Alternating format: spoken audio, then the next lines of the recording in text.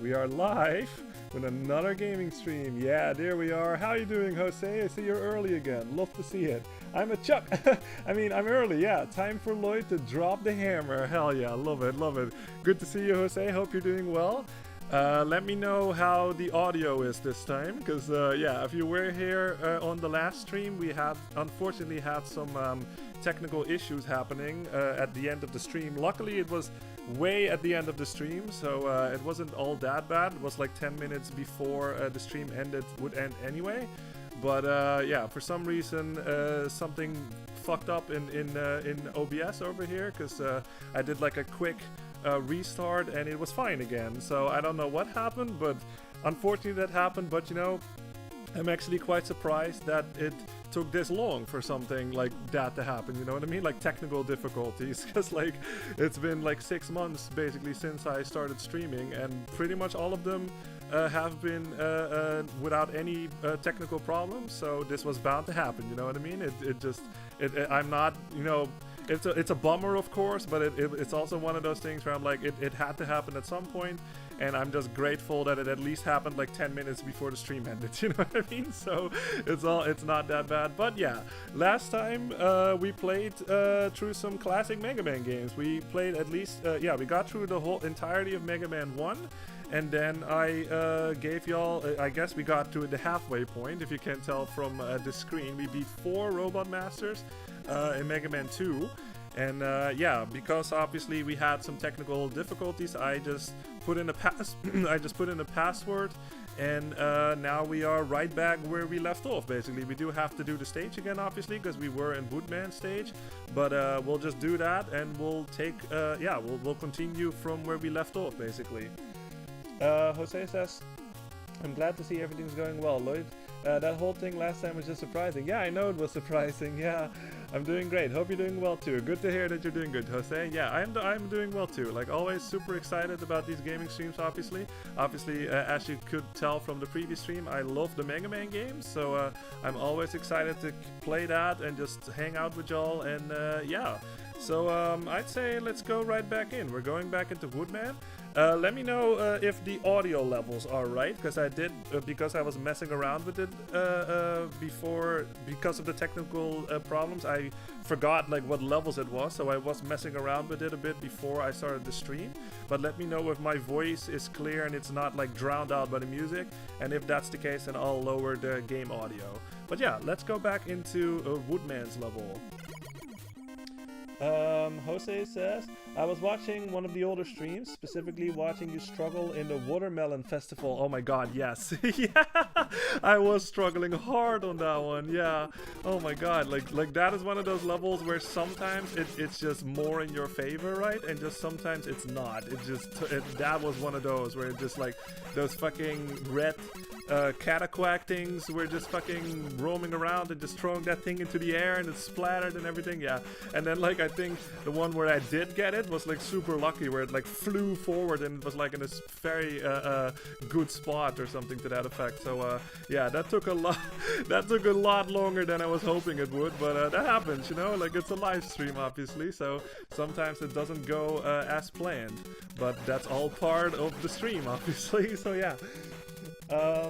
Jose says, ever since joining these streams, I tend to listen to them while I'm working. Okay, to never end the fun hammer time. Oh, that's great. That's yeah, I love to hear it. That makes me happy that yeah, that it's enjoyable to watch during work or whatever you're doing. Yeah, that's good to hear. Yeah, there are a lot of streams at this point already. Like I said, I started in January, and basically, yeah, every week, 2 times a week. So there's a lot of stuff to like listen to at this point. So that's quite excellent, actually. Like I quite like that. Like how much.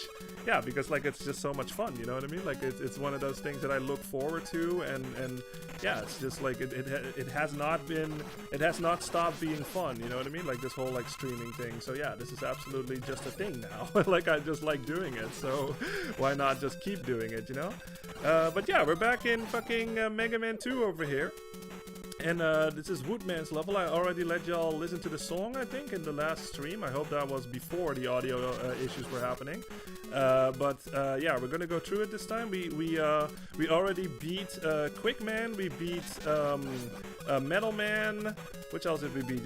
Metal Man, Flashman we beat, and this one. What is B again? Oh, Bubble Man, that's it, Bubble Man. Yeah, sorry, I was kind of blanking on what that was. Yeah, we beat Bubble Man 2. So, yeah, today we're absolutely going to get through Mega Man 2, hopefully, and then we'll switch to Mega Man 3 also, because that's my personal favorite, because a lot of times, like, in the Mega Man community, at least when it comes to, like, these 6 classic ones, like, those, Mega Man 2 and Mega Man 3 are the ones that are talked about the most, basically. And there's basically, like, a debate, like, you know, like, which one do you prefer? Is it Mega Man 2 or is it Mega Man 3? And Mega Man 3 is my personal favorite, so I at least want to get to that one today, hopefully. Let's see, Jose says, I curse YouTube for not showing me your channel until halfway through your Sunshine playthrough. I would have wanted to be here since the beginning. Yeah, it happens, but like, my school of thought with that is better late than never, you know what I mean? Like, it's cool that you're here now, you know, so, and obviously, yeah, you can just watch them back, I guess, but yeah, that's the best thing I can say, I guess. It's like, you're here now, you're here live, and it's a good time, you know what I mean? So, yeah. Jose says, all those robots can compare to the toughest one, Lloyd Man. That's great. Lloyd Man. Or Hammer Man. Like, Hammer Man is actually a thing, I think, in one of the... No, it's like a mini-boss, I think, in like the Mega Man Unlimited, which is like a fan game. So that's quite funny. Hammer Man. I like that. Alright, but we're going into... this is Woodman. And Woodman is a tough motherfucker. I could use my my Metal Blade, I guess, because I'm not quite sure, like, we don't really have his weakness, but as you can tell, the Mega Buster, because this is obviously normal mode that we're playing right now, because, yeah, this is more of a stream setting, so I just felt like doing that. The Mega Buster does a lot of damage, as you can tell. Boom, he's dead, just like that. Nice. So, that's obviously a big difference between... normal mode and difficult mode, where it's, you know, normal mode is a lot easier in that sense, because, like, yeah, and I said it in the previous stream too, but in the Japanese version, like, there was no choice. You only had the default game, and that was basically the difficult mode of this version. So the Japanese gamers that played this, they only had difficult mode, so it was a lot harder, obviously, to beat. So yeah. All right, that was Woodman. Jose says, do you have Hammer Man? Yeah, we have Hammer Brothers. Yeah, exactly. Hammer Brothers works too. Alright, I'd say let's go to Airman now. Airman is actually, this is actually my favorite track in the game. I'll just watch, I'll just let y'all listen to it for a little bit, because, yeah, this is another amazing track, just like I said, because this is fucking, it's Mega Man, and it's, like, one of the best music out there for me, anyway. Like I really can't compare it to anything else. Like, I think Mega Man music is so good that I can't compare it to anything other besides other Mega Man games, right? So, yeah, like, I just want y'all to listen to it too, and maybe you'll like it too. But yeah, this is Airman, and this is actually my favorite track in the game, so listen to it for a little bit.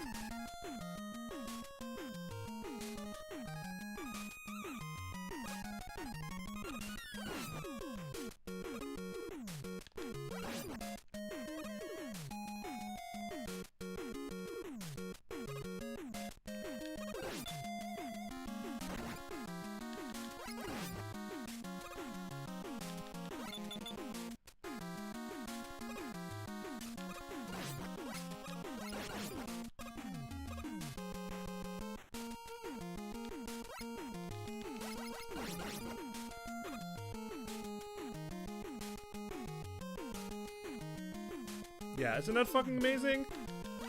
Like I said, like I know I'm gonna repeat myself like a lot when I talk about Mega Man music, but the fact I just love how high action it is, you know what I mean? And like, it's catchy too. Just listen to this one. It's just like, yeah, like it's hard for me to sort, like I sing along with it in my head, you know what I mean? Like, I obviously don't want to do that on stream, but it's just like, it's so fucking catchy, and like it's high action. Like, the bass lines are fucking on fire or something. It's fucking amazing shit. So yeah, fucking awesome stuff. And this is something that I yeah, like a lot of people probably share this mindset, but like, Mega Man 2, like, soundtrack-wise, is a big step up from Mega Man 1, you know what I mean? Like, I think Mega Man 1 already had a lot of amazing music, but I think this one takes it up a notch, like, even further, you know what I mean? So, yeah, it's fucking amazing. Let me read chat real fast, hold on. Here we go.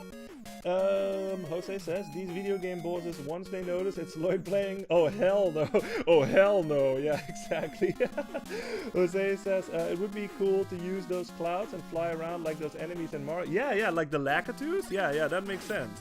Like, unfortunately that is not a thing as far as I can tell, like in Mega Man games, but that would be pretty sweet. And it's kind of funny too, because like it's one of those like names. Oops! Oh, okay. Whew, that was a bad fucking choice on my end, but I survived luckily. But that was speaking of the Lakitus. Like that was one of those things where I always read it wrong, like as a kid, and once I realized like how it's actually spelled, like I felt embarrassed. Like I always thought it was Lakuti, like the U and the I like on the wrong part, like Lakitu, but I for some reason I thought it was Lakuti. So once I realized like that I was wrong, I was just like, wow, my whole childhood is a lie, man. So yeah, all right. But yeah, this is Airman. So these guys that we saw over here, let me just off-screen them so you can see him again. This guy has a fan in his belly, basically, and every time when he turns it on, he blows Mega Man away, basically, just like that. Like it's, yeah, see, like I have to basically run against the wind. So if you shoot him down, that's when you can move normal again, but you do have to be careful with those guys, especially close to a ledge or anything like that, because he will fucking blow you off the ledge, basically. You don't want that, so yeah. Let's see. Let me read chat real fast. Jose says, I didn't even know half the names of those enemies other than the Goombas and Bullet Bills. Ah, that's interesting. Okay. How did you, like, did you read the manual or something like back in the day to, like, know the names? Or was it, like, through friends or something or, like, other people? Because, like, for me, I don't know, actually. Like, I did have the manuals back in the day, like, you know, when manuals were still a thing.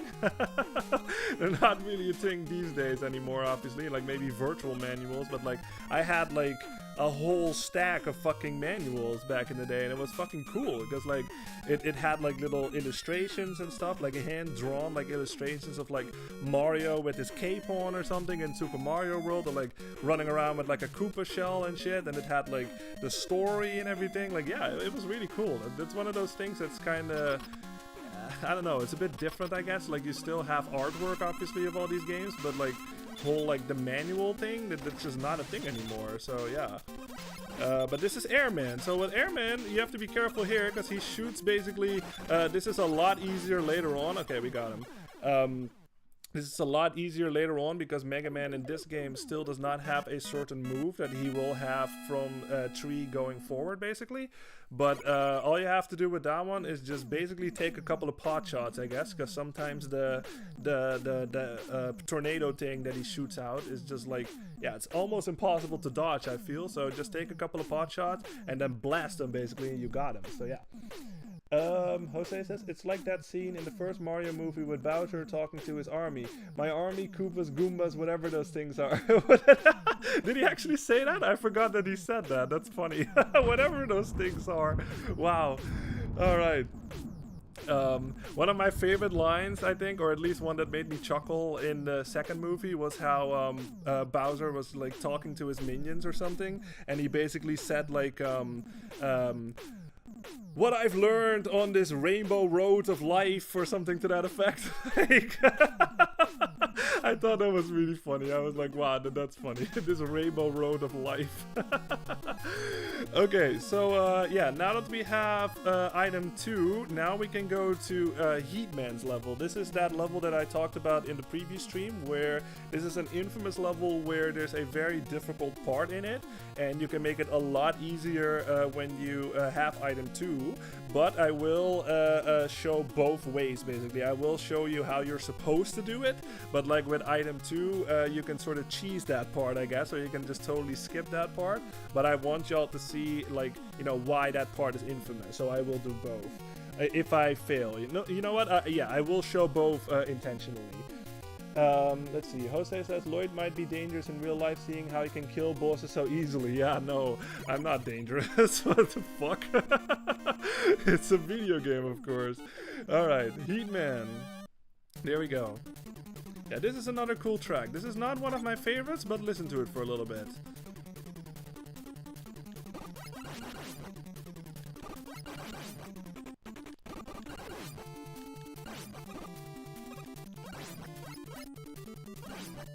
Oops.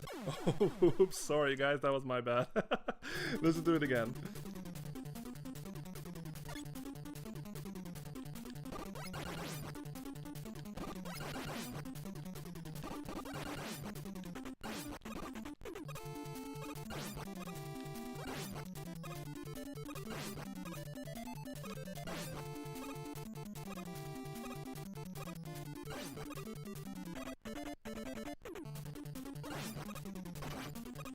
Ooh, okay. Yeah, so that's the song already. So I don't know. This song is cool, but it's a bit on the short side or something for me. You know what I mean? Like compared to all of the other songs, like it loops a lot faster, and it's yeah. I don't know. Like it's not like I said. It's a pretty cool song. Like on its own, it is pretty fucking cool. But I always tend to like compare it to like other things and stuff. And compared to all the others, like it's like super fucking short. You know what I mean? So it's kind of weird in that sense. But it does fucking has that like driving rhythm behind it and stuff, so it is another one of those like, you know, get you pumped songs, but I just wish it was a bit longer. Jose says, I felt it more funny how his army expected an inspiring speech from him just for Bowser to say, yeah, we'll go to the Mushroom Kingdom and I'll ask their princess to marry me in a fairy tale wedding. Yeah, exactly. Yeah. That whole movie was fucking fun, man. Like, I loved it. It was, I don't know, visually, it was like fucking amazing. Like those fucking Star Fox sections and shit. Like, fuck, it was fucking cool. Alright, now what you have to do with these guys, oh, you know what? I totally forgot to talk about the weapons that we just got. This is the Woodman's weapon, the W over here for Woodman. If you activate it, this will happen. Yeah, you will basically like generate like a leaf shield, basically. Like if you know your Smash Brothers, then you might recognize that move. But if you do that, you have to hold it down, and as soon as I let go of the button, oh no, oh that's what it is. So yeah, you can use it, but as soon as I start to move, then Mega Man will basically shoot that thing like in front of him, basically. So I think it will protect you against like certain projectiles, but not everything and all that stuff, so I'm not quite sure how it works. It's not one that I really use all that much, honestly, so that's what the Woodman's power-up does. And then Airman's power-up does this. If I shoot, this will happen. Yeah, just like that. Like we shoot those little tornado things, and it goes in an upward manner, like in a diagonal upward manner. So yeah, so if there's something above you or something, this is an excellent weapon to use. And now these guys on the bottom here, these are very reminiscent of Mega Man 1. Like, remember those like spike disc things that like would like move on the floor and shit? Every time when you get on this thing's level, it will basically fucking go after your ass. Basically, it just goes super fucking fast, and it just tries to bump into Mega Man. Now, you can't actually kill this thing with your regular gun, because like your regular gun goes over it. Oh no, it doesn't. Like it just hits it, but it doesn't fucking actually damage it. You can tell from the bullets flying away and also that ting sound. So what you can do is if you have the Bubble Man's weapon, that will work against this thing. Yeah, there you go, and now we can take care of it. Let's see. Jose says, in your opinion, Lloyd, which movie was better for you? I know both are amazing, but personally, which one do you like more? That's an interesting question. I want to say the first one, and purely because of it was like a new thing, if that makes sense. Like, I think the second one is obviously like visually like a lot better, and like also music wise, you know what I mean? Like, I don't know, like maybe the second one is better, but like I do remember when I was in the theater and like watching the second one, like that whole sense of like newness, I guess, was not there, because I've already saw the first movie, you know what I mean? So it wasn't that like revelation of like, oh my god, I'm seeing Super Mario like on the big screen, you know what I mean? Like that sort of was not there, because the first movie was already a thing. So that was something that I did notice. So it was a bit less special, if that makes sense, I guess, because of that. But I think like visually and like music, music wise and yeah, I don't know. Like I think musically and visually, the second one was better. I think because there was a lot more action, I guess, like especially with all the Star Fox stuff in the second movie. But I do think, you know, the fact that Donkey Kong wasn't in the second movie I found weird. Like, why not? Like, he made that small fucking cameo, that's all he did. And yeah, like I said, like obviously the second movie didn't have, it actually had like video game music, you know, and not like licensed music like all over the place and stuff. So yeah, that I'd say the second one was a bit better, but I do, yeah, like I said, that whole like first time, I guess, was not there because the first movie was already a thing. So it was not like, oh my god, this is so like such a big deal because I'm finally seeing Mario on the big screen, I'm seeing Princess Peach on the big screen, Bowser, fucking Luigi, like Toad, like all of that stuff. So it, yeah, I don't know. I'd say the second one was better. What do you think? Alright, let's take care of this thing. Now, this is the part that everybody has trouble with, including myself, because if you go to the right, you notice that this fucking lava is over here, and yeah, I demonstrated it by accident, but this lava kills you instantly, so if you fall down here, you are basically dead, basically. So what you have to do is you have to traverse this fucking nightmare of an obstacle course, and you can tell that all of these blocks are disappearing and reappearing and shit, so it's a nightmare.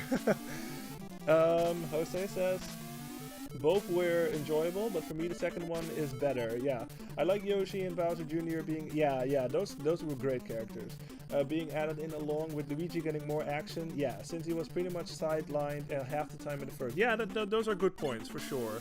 I just wish that Rosalina had more action in the second movie, because like what, you had like 10 minutes of screen time or something? It's like, why? Like, it's called the Super Mario Galaxy movie, yet Rosalina was just barely in it. So that was kind of weird, but maybe in the next one, maybe they'll have Rosalina coming along like they do, like the same that they did with Luigi or something, where in the first movie, Luigi barely had any screen time, and then in the second he had a lot more, and now they did the same with Rosalina, and now maybe in the next one they'll have Rosalina more on screen, who knows.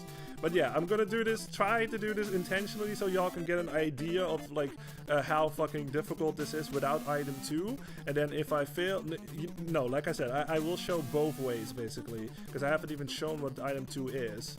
So okay, so this is what you have to do. So oops, well, I already failed, so that's that's a good start. At least you can fucking, over here you're safe because there's no fucking lava beneath you, so that's always good. But yeah, you have to, whoa, yeah, you see like those things, like they hold on, let me just fucking, okay, fuck. You see like how those things, you have to basically jump before that thing is even on screen. You have to sort of see it coming, and that's the fucking problem. You have to fucking jump right now and then jump above, jump above here, and then yeah, it's a nightmare. Like this is all about like memorizing, because it's not random. Like this is fucking in a sequence.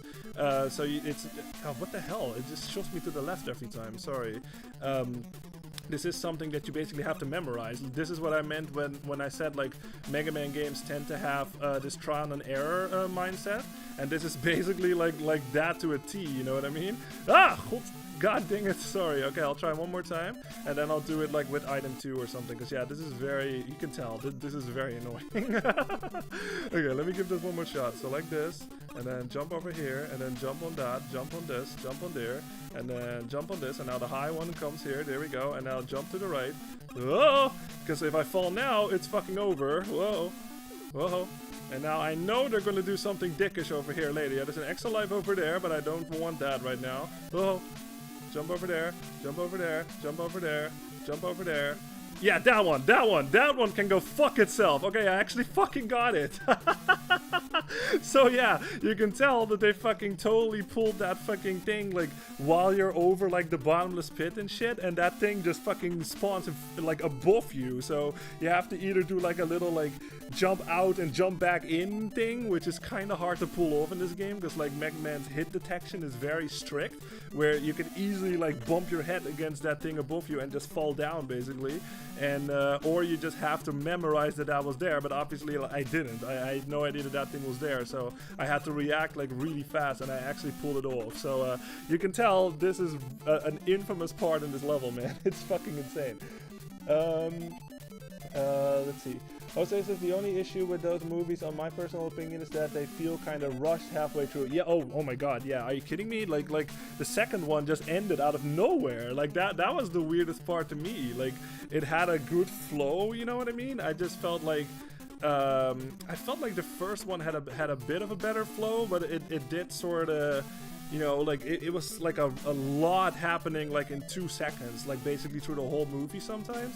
And that happened in the second movie too, actually. But I did think when it ended, it was just like, what there was no like ending resolve or something. It was like, okay, they saved the day, they rebuilt the castle, and that's it. And then it was the credits. I was like, wait a second, that was fucking weird. So yeah. Jose says, next thing you know, like you said, Rosalina would get more screen time, but they'll give Daisy 10 minutes. Yeah, oh my God, yeah, maybe they will do that. Yeah, so it's kind of, let's hope not, because I like Daisy, obviously. But yeah, like I said, I'm going to show you all how to do this when you do have item 2. So I will actually take a life here, and then I'll show you what you can do to totally fucking skip this part. So alright, we're just going to go fall down, and then I'll show you what you can do with item 2. Because item 2 is pretty situational, honestly. Like, it's not the greatest item in the game, but it does work, especially for this part. This is basically where a lot of people use it because it's so fucking useful. Alright, let's use my metal blade so we can actually fucking hit these guys. There we go. There we go. I'm just gonna use the metal blade so I can shoot in 8 fucking directions, just like that. It's fucking amazing. Oops. Oh yeah, these, you know what? I totally forgot to talk about it, but these things, basically, that I'm walking against, this wall over here, if you have a certain weapon that we don't have right now, you can actually blow this up. So, if you are here with a certain robot master defeated, you can totally fucking skip this part, and you can just blow up the wall, and you're good, basically. But yeah, so, okay, so this time we have, I'm just gonna show y'all what item 2 does. Now, item 2, like I said, is very situational. If you use it, this will happen. Mega Man will spawn a little platform, and it will basically fly forward. So what you can do is you can stand on that platform, and it will fly to the right or to the left, whichever way you shot it at, basically indefinitely until it hits a wall. So, like I said, if you have trouble with this part, I would advise to get item 2 and just basically do this. Just shoot it out, jump on it, and you will skip this whole fucking part. Just like that. Yep, and we have made it to the end. So, yeah, like I said, if you have trouble with that part, highly recommend I think you get item 2 from beating Airman, if I just saw it correctly. So beat Airman first, then you get item 2, and then you can just fly to the other end. Now, these guys are very fucking annoying, obviously. Look how hard they hit. Like, fucking hell, man. Do I have XL lives? Oh, I don't. Oh, this is really bad. Okay, hold on. I'll talk about those guys in another time, because I don't have time right now. Okay, ooh, this is actually going to be really tight, because I have 0 lives, and I have to beat Heat, man. But says, I feel like movies last less over the years. When I was a kid, I felt movies pass by like 2 hours. Now you feel like it's barely 1 hour. That makes sense. Like, I feel like as an adult, like, time just seems to move faster or something. Like, I have that with, like, years. You know what I mean? Like, where it's just like, you're at the beginning of the year, it's just like New Year's Eve, it's just been the last day or something, and then all of a sudden right now we're already in fucking June, you know what I mean? Whereas I feel like as a kid, like, 1 year lasted like forever, you know what I mean? But now it's like, as an adult, it just sort of flies by, so it's different. Like, I think your sense of time just changes as you get older or something, I don't know.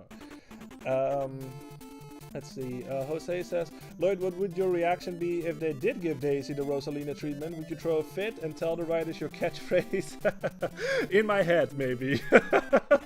But not out loud. But no, I don't know. My reaction would probably be just like disappointment, you know what I mean? Like Daisy, I think that's like, you know, the same reaction that a lot of Rosalina fans out there have, you know, like if you're like a you know, if you're a fan of Rosalina and you're excited to see her in the movie and she only gets 10 minutes of like screen time or whatever, of course you're going to be disappointed. So yeah, I feel like that would be my reaction. I would just feel disappointed, but not to the point where it breaks the movie, you know what I mean? Like, I don't mind it that much. Like, I'm there for the whole experience, you know what I mean? Not just for Daisy. Like, that doesn't make any sense. So I would be bummed out about the Daisy part only having 10 minutes long or whatever, but I would have probably still enjoyed the whole experience, you know what I mean? So yeah.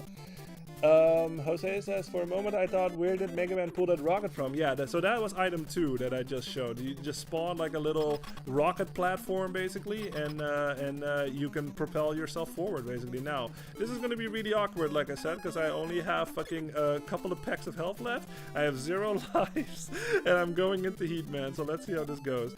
He's weak to Bubble Man, because yeah, water distinguishes fire.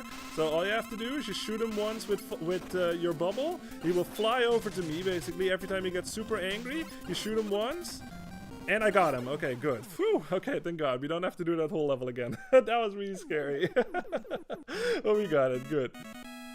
Because that is a fight where every time when you hit Heat Man, he will basically like dash towards you like in some kind of like Phoenix like fire as a beam or whatever. Like, it's pretty fucking cool.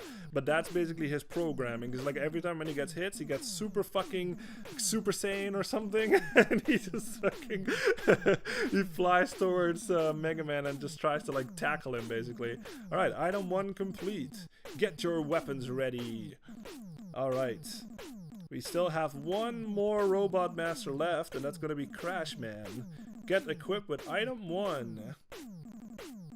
Alright, stage select, here we go. Alright, I kinda want to try something here. Does this work? Yeah, there it is, yeah! So this is a little Easter egg that you can do. If you, I think it's the B button or the A button, I forget which button it is, but if you press one of those buttons before selecting the Robot Master, you notice that like what were supposed to be stars, they were all burnt.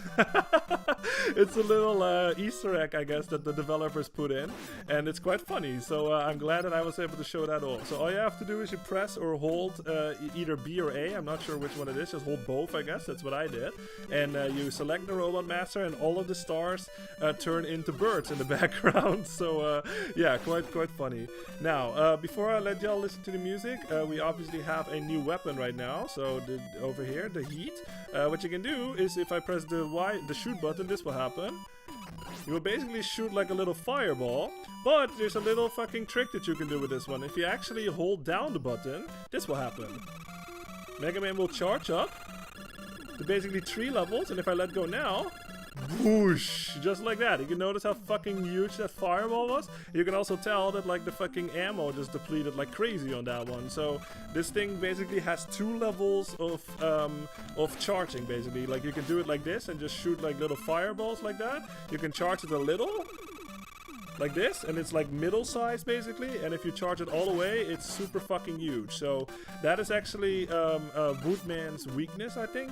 And if you're playing normal mode, nice, that's what I was looking for.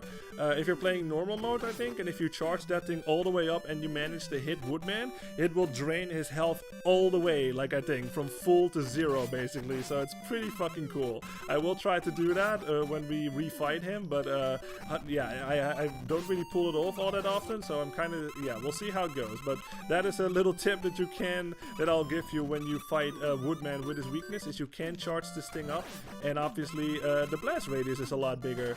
So yeah, I'm just gonna get rid of these guys, and then I'll read the chat, and then I'll let y'all listen to this music, because this is another super fucking peppy, and yeah, I love this track, it's really good. Let's see, Jose says, yeah, I feel like I'm still stuck from 2 years ago and not accepting we're already halfway through this year. Yeah, that's how it goes. Like you just gotta, it's different as an adult, man. it just is. Jose says, Mega Man is blasting off again. Yeah, exactly. Those enemies look like Magnemites to me. That makes sense. Yeah, I can see that. They totally do look like Magnemites. All they need to do is like come together, like 3 of them at once, and then fucking like it's a magneton. I always fucking like that, because like a lot of you know, I'm kind of in that same boat too, where like, because like I'm obviously a bit of an older gamer. Oh, nice, an extra life. Oh, you know what? I totally forgot to do that, but okay, that extra life will actually help us out.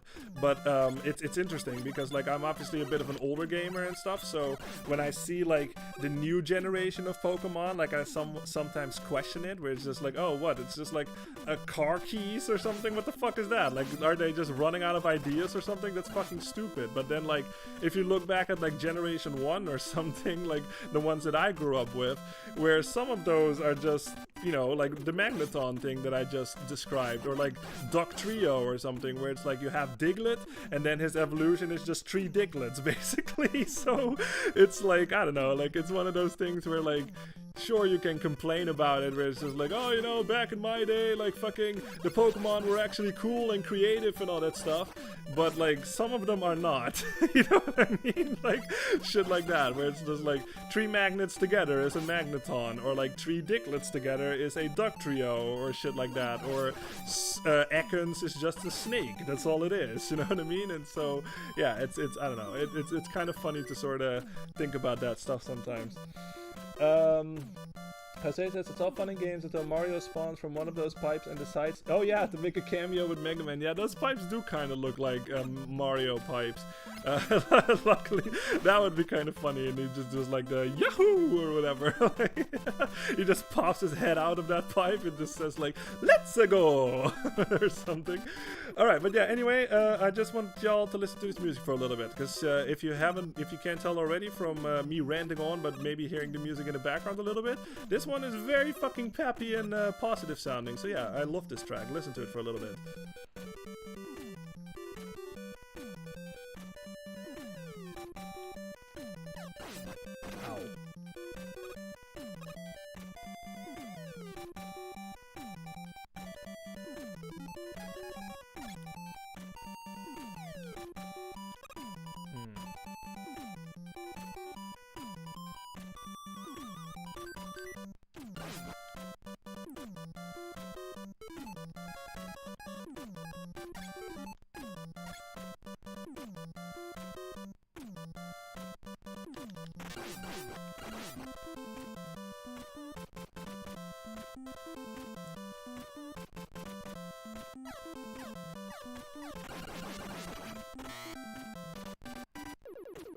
Yeah, isn't that fucking peppy as fuck? It's just like da, da, da, da. Like, how can you not like fucking like dance around to this a little, you know? Like, it's such a positive sounding song, and it's just like, it's peppy, it's like high, like a bit high in action too, and like the melodies are nice and positive. Yeah, it's just it's a jam, man. I love this track. Let's see.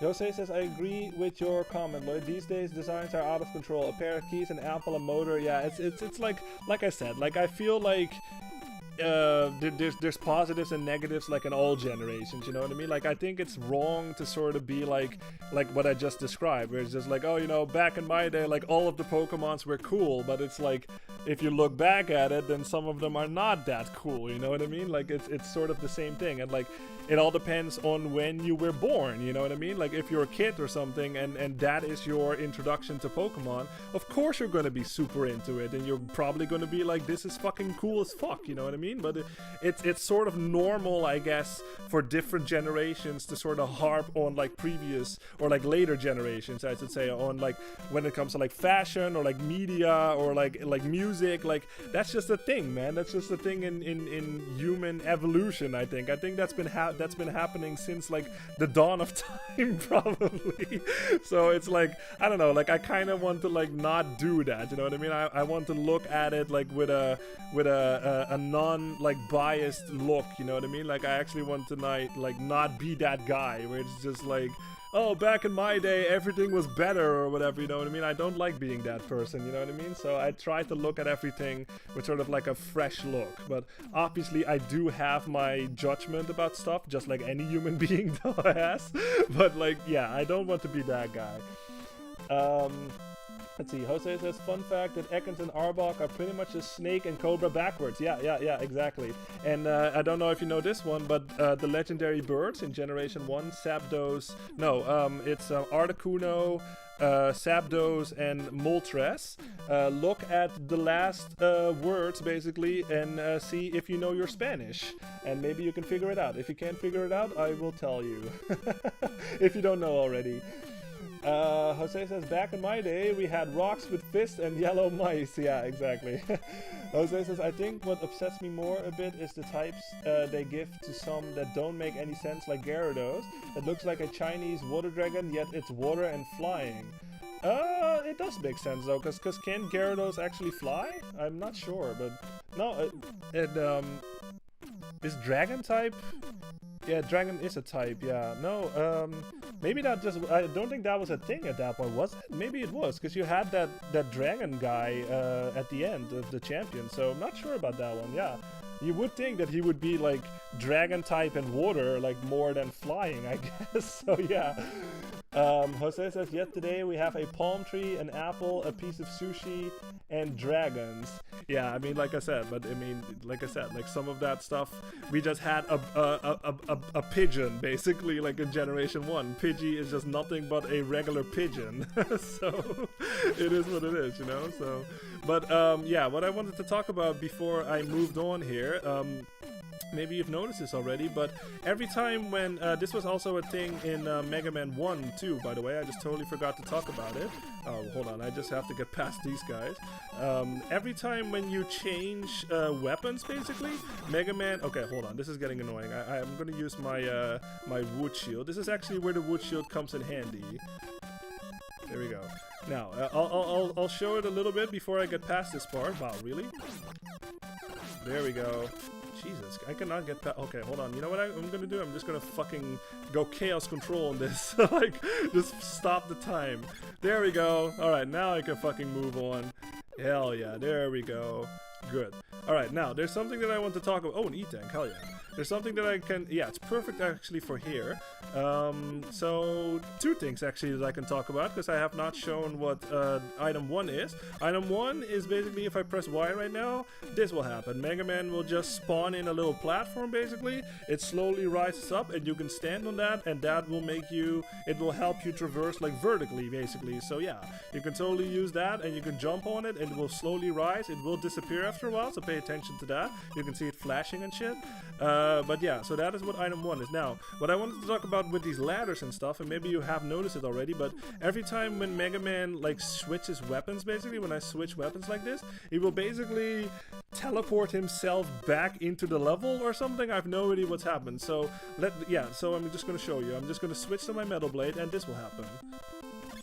Yeah, see how Mega Man just totally like sort of spawned back in and he let go of the ladder? So that is something that you do have to be careful of when you are switching weapons while you are on a ladder, is that make sure that you press up immediately when you're back into the game, because otherwise Mega Man will just fall down all the way to the bottom. And obviously if it's like a long ladder section like this one, for example, if you don't, if you forget about that, you fall all the way back down to the bottom. So I want to give that tip to y'all. Like, every time when you're on the ladder and you're switching weapons, make sure that you press up immediately when you're going back into the game, so Mega Man will actually climb the ladder again. Let's see. Jose says, funny enough, Lloyd, that's the first thing I knew growing up was those tree. Oh, nice, awesome, that's awesome. Yeah, okay, that's cool. Was those tree had Spanish numbers in their name? Yeah, I'm Hispanic, so I knew right away with their names. Yeah, that makes a lot more sense. Yeah, absolutely. That was something that I never noticed as a kid, obviously, because I'm not Hispanic. So yeah, but like later on when I fucking found that out, I was like, wow, that is fucking genius. Fucking Articuno, Zapdos, and Moltres. Like, I love that. That's fucking cool. Alright, let me get this extra life. Oh god, yeah, these guys are very dangerous. There we go, got it. Okay, good. Let me use my Metal Blade before this thing fucking comes at me. There we go. Oh! Ooh, that was close. Hold on, I'll read your message in a little bit before I get through this room. I kind of want to get some more health. That would be nice. Oh! Come on, guys, drop health. There we go, that's what I need. Nope, I don't need weapon energy. I need health. There you go. No. I appreciate it, though, but I need health. Nope. Oh, an extra life. Wow, that helps. That helps a lot. Wow, these guys are... Oh, there we go. That's what I was looking for. Perfect. Yes. Okay, now we're good. Now... Oh, even another one. Hell yeah. Mega Man is... It's like Mega Man's birthday or something. Alright. Let's see. Jose says a better example would be Charizard being a literal dragon, yet it's fire and flying, though I'm satisfied one of its mega evolutions is dragon type. Yeah, Charizard is actually my favorite Pokemon of all time. If you don't, yeah, that's the first time I said it. So yeah, Charizard since the beginning, basically. That was like when I was a kid, I was like, that is fucking rad, man. That is the fucking coolest thing I've ever seen. So still to this day, Charizard is my all-time favorite Pokemon. Like, I just love his design.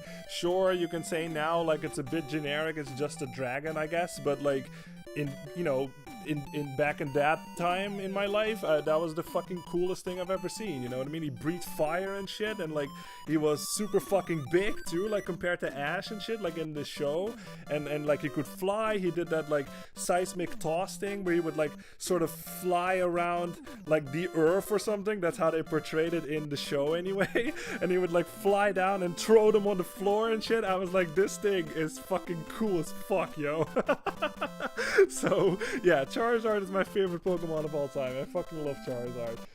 Jose says, try and speak Spanish, Lloyd. I'll understand. I actually can't speak Spanish. All I know is like no bueno or gracias or what else? Aquí, I think, is here.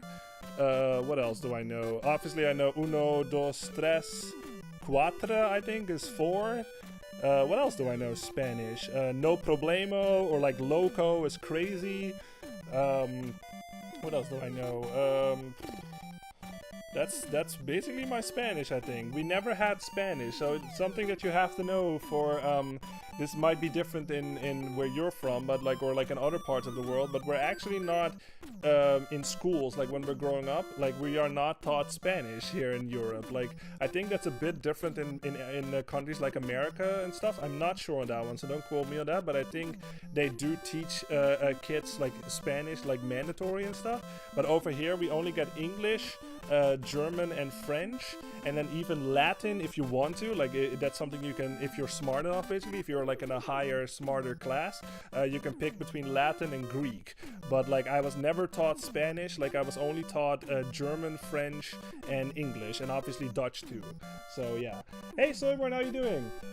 What's up, fellas? My favorite Pokemon is Mewtwo. Oh hell yeah, I love Mewtwo. He's the most powerful one, right? Yeah. What even is he? A hairless cat or something? Yeah.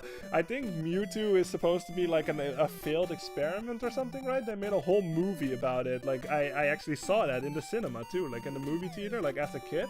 That was like what basically now like the Mario movie is, you know? Like obviously I'm an adult now, but at that time, like to have a Pokemon movie, that was everything, man. Like I remember going there with my friends and shit, and that was fucking, we were ecstatic. Like we're seeing Pokemon on the big screen, and they had like Mewtwo, and they had some kind of like they had like Pokemon from Generation 2, like it was like a little pre-episode or something where like Charizard's head got stuck in a stump or something, and they all tried to pull him out and shit.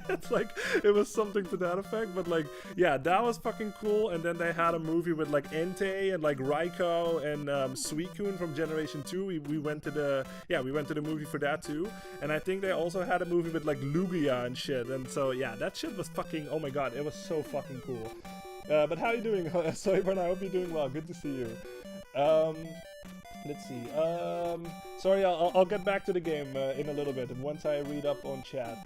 Let's see. Jose says, with Pokemon being mentioned, my question is, which of the 18 types is your favorite? That is a very difficult question. What is my favorite Pokemon type? Ooh, I think fire, I guess. Like fire, flying, I think I always liked. Yeah, I guess like just the ones that Charizard has, like flying and fire. Like it's kinda, yeah, I don't know. That's a really hard question. Like, I don't know, like Psychic was always really cool, like back in the day. Like Psychic was broken as fuck, so yeah. Alright. Jose says, Lloyd, Charizard is my favorite Pokemon. Also, Lloyd, let me tell you a story about my... Oh, yeah. My level 99 Blastoise. Yeah. That is... I did not have Charizard, like, growing up, but that absolutely happened. I lost my level 99 Blastoise. God dang it. That was so painful. Let's see. Jose says, well, if you want to learn anything about it, I'll help, though you have internet too, so I'd be useless. No, I mean, yeah, you can, if I have some Spanish, oh, don't do that. If I have some Spanish question, like, you're the first one I will ask, if we're on the stream, so yeah. Let's see, Jose says, I'm trying to learn Japanese, nice, with all the anime I watch. Learn other words other than nani, yeah, there's a lot. Jose says, hi Serpent, good to see you, the stream gang is all here, hell yeah, love to see it. I personally like between Ghost and Steel types. Oh yeah, Ghost is really difficult because like the normal stuff doesn't hurt them. So I'll get back to that. Look, yeah, this is Crashman. Now what you have to know for Crashman is every time, like he's weak against Airman basically, but his programming is like every time when you shoot, he will jump basically. I will show you with like the regular one. See, every time when I shoot, he will basically jump over you, and he will try to hurt you with his Crash Bomb. Like, this is another move that Mega Man has in Smash Brothers, if you recognize it. But that's basically your if you are trying to fight him, like, regularly. Like, every time when you shoot, he will jump up, basically. So, always jump and shoot, basically. But he is weak against Airman, and Airman's weapons goes up, so boom, just like that. It actually killed him with one hit. That's amazing. So, yeah. That is his weakness. Like every time when he when you shoot, he jumps up, and obviously Airman's weapon flies like in a diagonal up way, so it will most likely hit him, and it will fucking decimate him like you just saw. So yeah. Let's see. Jose says Crashman sounds like a daredevil that'll just crash into everything. Yeah, he just likes to go fast and just crashes into Mega Man, I guess. Yeah, exactly. Oh man. Oh yeah, there it is. So we beat all the Robot Masters. So yeah, there's that lovely fucking NES sound again, and the eyebrows. And if you know, you know. Everybody fucking...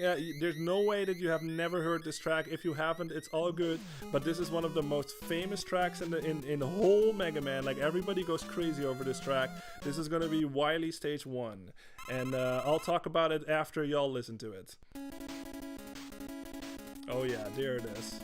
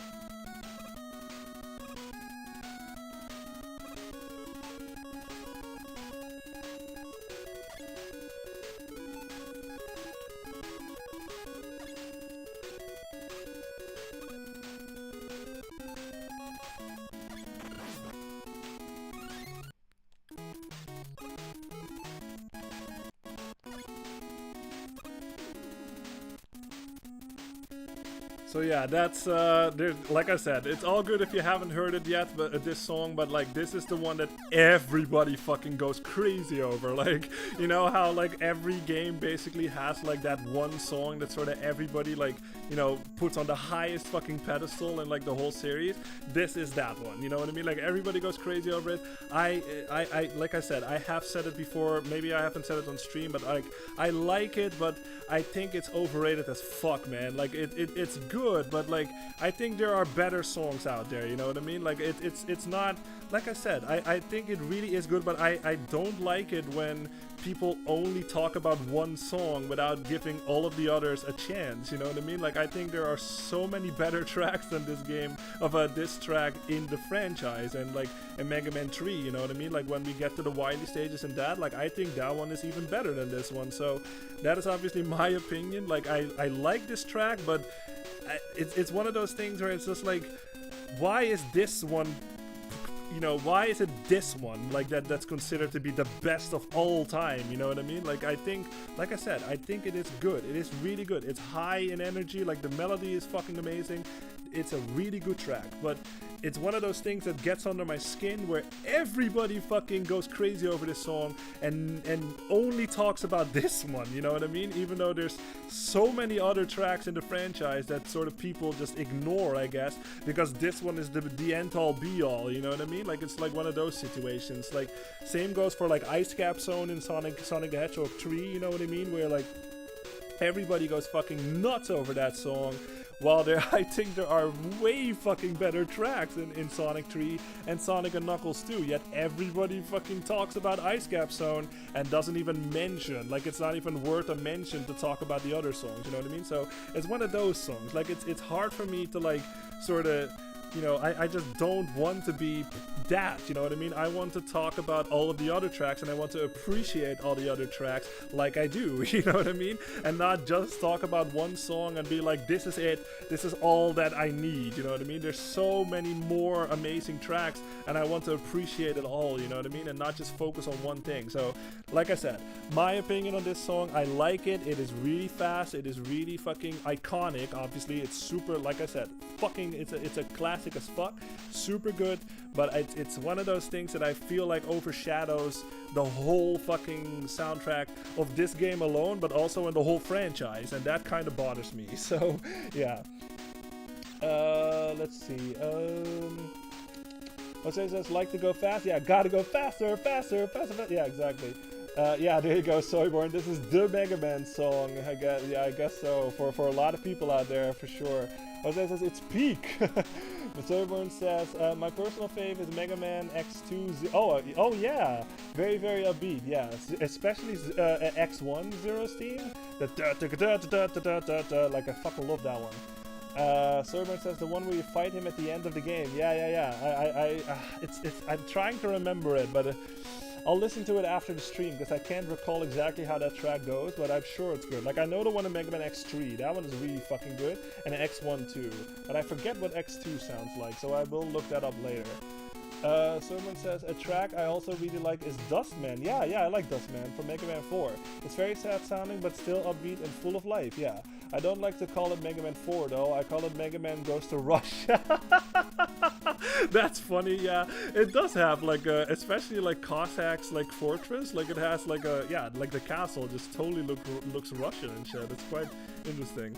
Alright, but yeah, so again, like I said, like I don't dislike this track, it's just that it's one of those cases for me, you know what I mean? Like it kind of gets under my skin that this is considered to be the end all be all in the whole series, while in my opinion there are better tracks out there. So yeah. Let's see, Soyburn says Zero's X1 team is also a baller, yeah. It gets the best tunes, yeah, I know. Let's says, sounds to me like Mega Man 4 is Mega Man gets Isaac to Russia. Yeah, exactly, yeah. We'll get to that, we'll get to Mega Man 4 at some point too. I don't really, yeah, I kind of want to get this out of the way, guys, but I don't want to, like, play too many Mega Man games like for the next couple of months or something, you know. Like I want to get through all of them basically, like all the classic ones at least. So like Mega Man 1 through 10, maybe 7 and 8 too, I'm not sure. Like 8 is a bit, I'm not the biggest fan of 8, but 7 is really good. But like 9 and 10 are also, so I'm not sure. Yeah, I'll think about that one, like 8 if we'll play 8, but like I don't want to like just play Mega Man games for like the next like 2 months or something, you know what I mean? Like I kind of want to keep it a bit varied, like for you guys, but also for myself. So my goal here is to like get through at least, because we have 2 hours left, okay, to get through at least Mega Man 3, because that's my personal favorite, and then after that we'll switch to like a couple of different games, and then later down the road we'll get to the others basically, and then I'll just sort of play those like separated a bit from each other too, you know what I mean? So like sporadically, I guess, just like maybe like 4 through 6 or something, maybe like, yeah, let's just do like 3 at a time or something, you know, like 1 through 3, 4 through 6, and then like 7, 8, 9 and 10, maybe 8. Like a hard maybe on 8. So yeah. Yeah, Jose says 10. Yeah, there are 10 of them. There's 11 actually, even at this point. So yeah, there's a lot of fucking Mega Man games. Alright, so yeah, we're gonna just ignore that guy. But do y'all have a personal favorite? Like my personal favorite is 3. 3 is my favorite one of the whole classic series, and I'd say 6 as a close second. Like 6 is really good too. Like all of them are good. Like they're really, I don't really dislike any of them, but like when I sort of like rank them, you know what I mean?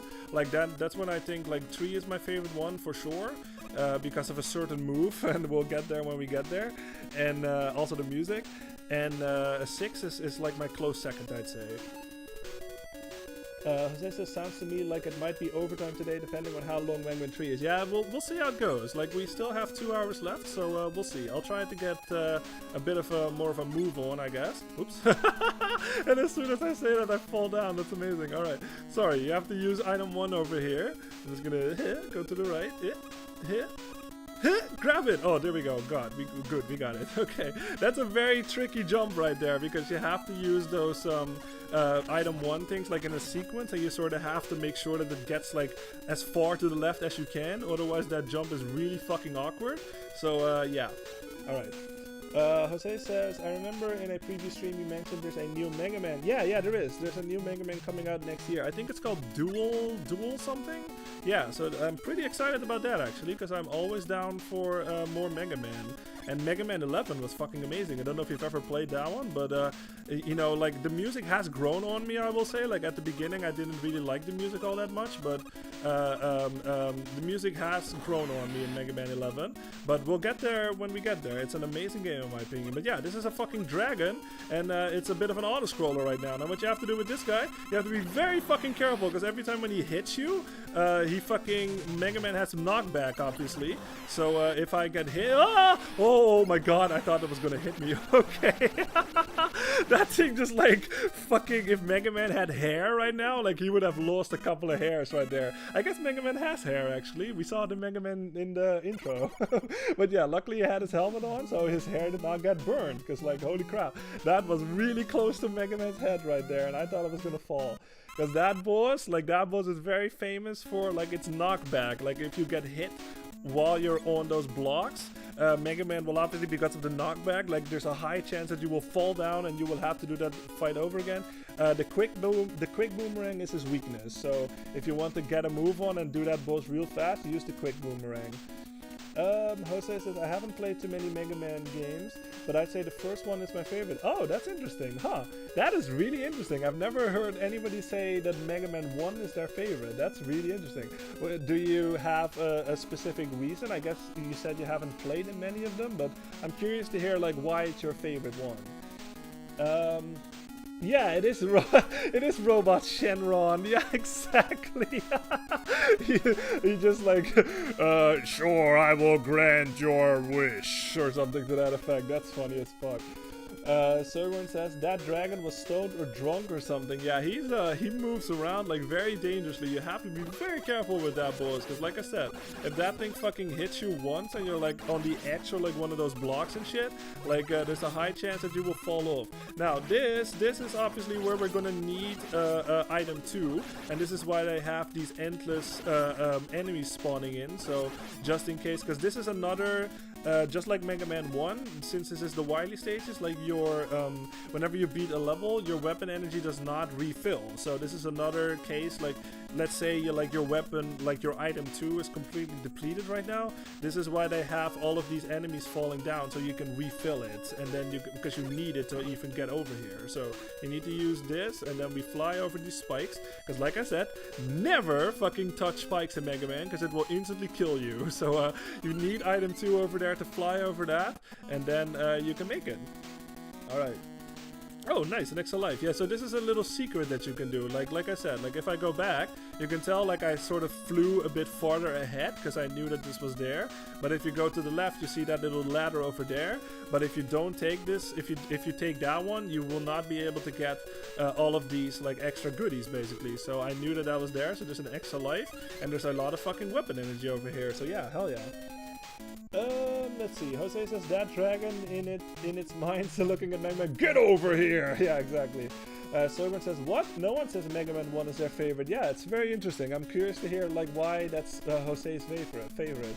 I tried Gutsman stage for the first time and fell to my death for 10 minutes straight, yeah. And went, fuck this game, yeah. Gutsman's level is really difficult, especially that beginning. Alright, let's just fill up on our item 2, because it depletes quite fast, like that little track that we did, like flying around, like even that took like almost all of it. So I'm just gonna switch back to my regular gun to get rid of these guys. Luckily, Mega Man can shoot through the walls. He does not need the wave beam. But this is what I said about where you need Crash Man's weapons. Like this wall over here, your regular thing will not work, and none of the weapons will work as far as I know. This is where you have to use the Crash Bomb, basically. And what the Crash Bomb is every time when you shoot it, this will happen. Like it will claw onto the wall, basically, and then after a while, it will explode. So it's not my favorite weapon, you know what I mean? Like it's not very practical like in regular play, but it is another sort of like Woodman's weapon, I guess, where it's a bit more situational. But it is obviously a lot helpful. Oh yeah, you have to be careful here, because if I fall down, I will fall on the spikes. Yeah, when you're trying to like blow up those walls, that's when you use your Crash Bomber. It will actually, if you know, it will become relevant very soon, because we need it for a certain boss. Let's see, Jose says, I've played the first and a bit of the second, so maybe I'd have a different favorite if I played any of the other games. Okay, yeah, that makes sense. But it's also a good classic. If you had completed the second, maybe my favorite... If I had completed the second, maybe my favorite changed. Yeah, okay, that makes sense. Yeah, that makes sense. So maybe if I played any of the ones you say are better, then my choice would change. Oh, okay, yeah, that makes a lot of sense. Yeah, that makes a lot of sense. I do think that, like I said, I don't think Mega Man 1 is a bad game at all. Like, it's a really good game. It's just, like, in hindsight, it's very clear that it's the first one, you know what I mean? Like, I feel like the later games just sort of improve on basically everything, you know? Like, when it comes to, like, control and, like, even level design, I think, is a lot more tight and stuff. And music, I think, is a lot better, like, going forward. So, yeah, but it's totally fine. Like, if you don't really have, you know, like you said, like if you have only played like the first one and a bit of the second one and stuff, or like you don't, yeah, like I said, if you haven't played all of the others, then of course that is totally fair. That's just how it is. Alright, but yeah, this is a part where you can grind up on all of your stuff, basically, because these things will respawn, like, endlessly, basically. So if you are low on, like, a certain weapon energy, or, like, or low on a certain weapon, or, like, your health, this is an excellent part to just stay for a little bit and grind for more stuff, basically. Obviously, we saw these things in Metal Man's level, so don't touch those. Even the chain will hurt you, so don't try to jump through the chain in this one, because this is not one of those games where the chain, you can jump through it. You actually have to, yeah, just not hit anything at all, basically. Ooh, that was really close. Okay. We got through it. Alright. This is also where you can use your flash stopper if you want to. Just, oops, you just sort of stop time and then just, like, traverse this whole area. But I just don't feel like using it. Alright, we're going down. Okay, we're safe over here. There we go. Whoop, there we go. Well, oh yeah, this level, okay. I think you can just use your Metal Blade on this one. So this is going to be the boss of this level. Let's equip our Metal Blade. And this is basically it. Like, it just spawns a little, like, these blocks on the side. Like, they come alive, I guess. They form together, and it becomes like a little robot thing. And all you have to do is, yeah, use your Metal Blade, I guess, because the Metal Blade goes in 8 fucking directions, just like this. It's fucking amazing. So, that's totally super effective, obviously. It's super effective. Whoa, careful. There we go. Shoot that guy, and then this guy. Oops. And there's one more left, and they're dead. Yeah, we got it. All right, sweet. Let's see. Jose says, even your favorite games have parts you don't like in them. For example, Clearstone, I'm a chuckster. Yeah, exactly. Yeah, exactly. Like, every game, like, it's almost impossible to have a perfect game, you know what I mean? Like, every game has something, like, one of my favorite things in, okay, yeah, this is a new track. I'll let y'all listen to that in a little bit, but I want to get this out of the way, but, like, one of my favorite memes out there, and I apologize if I already talked about this, I think I did, but, like, there's that meme of, like, it's like, Hank from like Breaking Bad, basically, and it has like two pictures like side to side, basically, where like one is like super smiley, so it's like this, basically, just like hey, super happy, and then like on the next picture is like him with like a frown on his face, basically, and then it says on the top, it's just like excited, like over the smiling picture, like it says like excited to play that game again or something, and then like over the frowning picture it says like that part.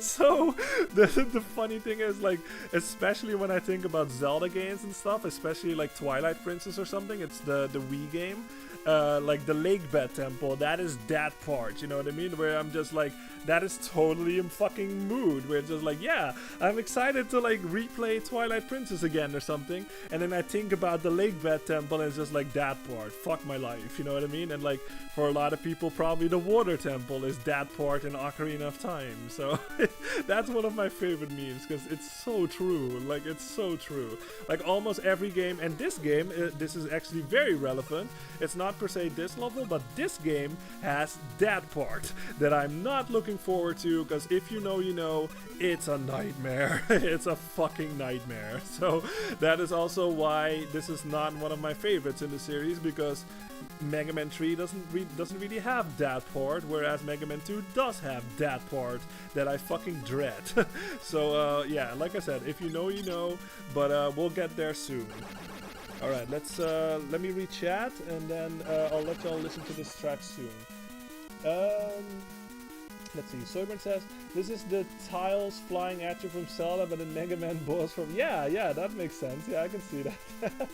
Soyburn says, no such thing as a perfect game. Yeah, it's like saying, what's the perfect guitar? What guitar is lightweight, lasts forever, stays in perfect tune, is also classical, and acoustic, and everything. Yeah, exactly. Like, it's almost impossible to find, like, perfection, you know what I mean? Even DKC2 in that sense is not completely perfect for me because of that one song, you know? So yeah. Soyburn says, a bass, a ukulele, a short scale, a Bixby, a tremolo, a hardtail. You can't have it all on one guitar. Yeah, exactly. Just like you can't have it all in one game. Yeah, exactly. So that's just what it is. But yeah, so what you have to be careful about, like in this game you can only hold up to 4 E-Tanks, like later games in the series would make this up to 9, but in this game, since I guess this is the first time that we even see them, like you only can hold up to 4, but you also have to be careful, because if you do get a game over, you will lose all of your E-Tanks. Like this is something that later games also would fix, but this game, if you get a game over, you will lose all of your E-Tanks, so do be careful about that. I'll read chat. Jose says Lloyd used his catchphrase. Did I? Oh, I didn't even notice that I did. That's awesome. It was super effective. Yeah, that's awesome. Great. Okay, but yeah, this is a new track, and you know, this falls in that same fucking category that I described in Donkey Kong Country 2, like in basically the only song in Donkey Kong Country 2 that I don't like, and this is a track that I can't stand, honestly. Like this gets very irritating. Maybe you'll like it, so I'll just let y'all listen to it for a little bit, and maybe you'll like it, but this is my absolute least favorite track in the game.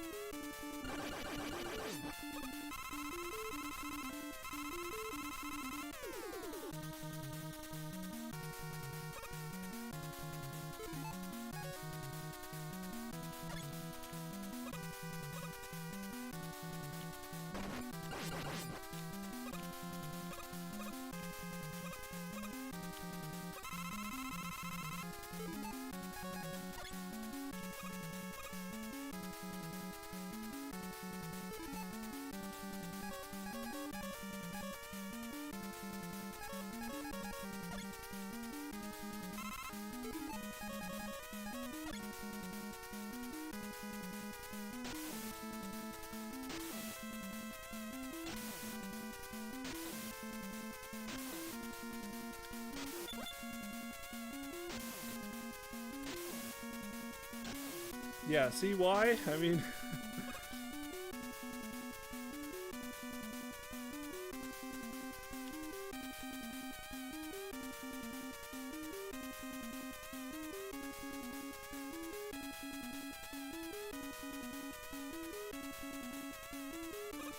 yeah, it just goes on and on and on. Yeah, see why? So it's another one of those songs that just, yeah, like it uses one motif and it just rises in pitch like for like a half hour or something, you know. And it's one of those, I just can't stand it. Like it's I don't know, like there's just something about it, like it gets ear grating after a while. Like it's just like, just fucking move on already, you know what I mean? Like add like a new part to it that's actually exciting, you know what I mean? Like it's just one of those tracks that sort of wears me down, especially if it just keeps going for like a half hour before it fucking loops, you know what I mean? It's I don't know, you guys, like maybe you like it. It's all good if you like it, of course, but like this is my opinion, but like it feels lazy, you know what I mean? Especially when the whole soundtrack has such amazing tracks, and then there's this one that just, you know, it wears me down. It's the same fucking thing, and it just rises in pitch and rises in pitch and rises in even more pitch, you know what I mean? It's just like, no, I just don't like it. So absolutely, I can't stand this track, like I said. So I just want to move on as fast as I can so I don't have to listen to it again. Alright, anymore. Alright, so what you have to do here, equip your, this is good music, thank fucking god. Equip your quick boomerang and just pelt him in the face and he's dead. Just like that. What says, I had to write catchphrase because YouTube isn't letting the actual word go through in the comments. Oh, yeah, okay, that makes sense. I see why. Okay.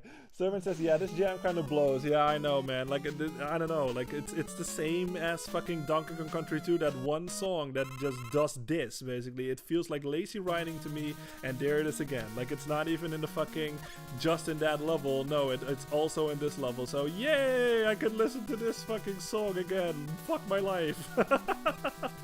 But yeah, like I said, it's all good if you like it. This is just my opinion. This is something that I just can't stand in music. Where, like, I should specify, like, it is fine if you do it like once or twice, you know what I mean? Like if you listen to that part, like in Devil's Island by Megadeth, or like in My Darkest Hour by Megadeth, where it does that, where it sort of climbs like one step at a, like half step at a time.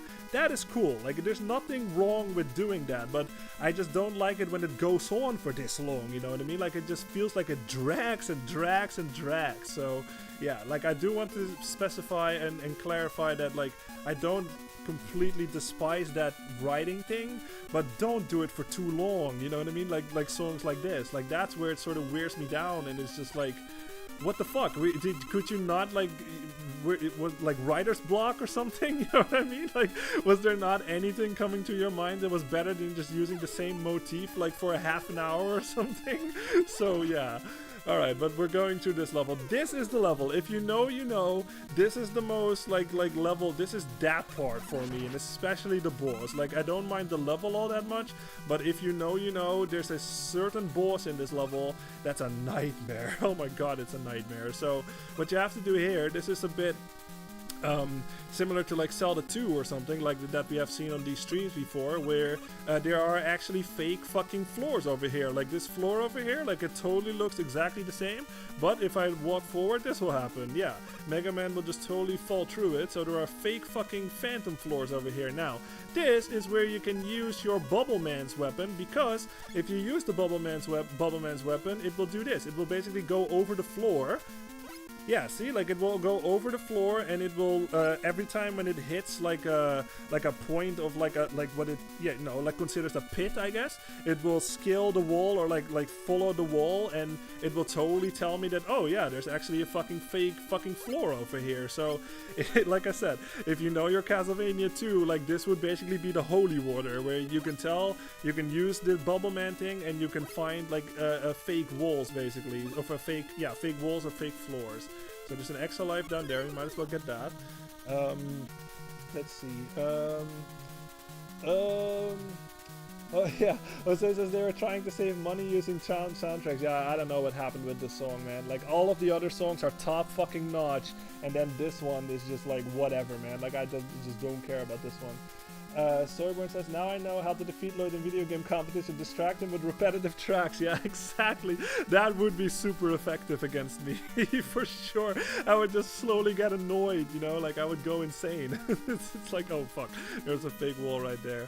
But yeah, we have to go up here. And this is another, yeah, like I said, because now the level has established that there are fake floors, this is basically where you're just gonna use it like all the time. Yeah, there was another one over there. I guess the fucking thing flew over it. But luckily it's not that big of a deal right now because this floor below us is safe. But this one is obviously not safe. If you fucking fall down here, yeah, you lose a life. So use your bubble man and make sure that you know where that fake wall is and jump over it, because otherwise you will fall into the spikes and you will lose a life. So yeah, I'm gonna ignore that E-tank because we already have 4, so there's no need to get it. So yeah, let's keep going. Now, this part, this is another fucking nightmare. Now you can tell, you have to fucking follow this track over here, and there's also fucking these, like, let's just call them Magneton enemies, or Magnemite enemies. They're also flying about and trying to hit you. Like I said, because this is Mega Man 2 and not Mega Man 1, if you do actually get hit and you fall into the spikes, let me test this out actually. Yeah, see? Like this, that's a difference between Mega Man 1 and Mega Man 2, whereas I demonstrated in my Mega Man 1 playthrough, but every time, even when Mega Man is in his iframe states, and like I said, iframe stands for invulnerability, when he's like flashing and stuff, even if he hits spikes in Mega Man 1, he still dies. Like, the spikes are even more relentless in Mega Man 1, but luckily in this one, if you do get hit and you fall into the spikes, you do have a chance to still save yourself. So yeah, it's definitely use that if it happens. Now, like I said, because we have to follow this fucking track, I have to... Oh, fuck, I totally messed up, sorry. You have to go over there, because obviously Mega Man cannot crouch in this game. So if there's like a tight space or something, like he basically will bump his head against the wall. Excuse me.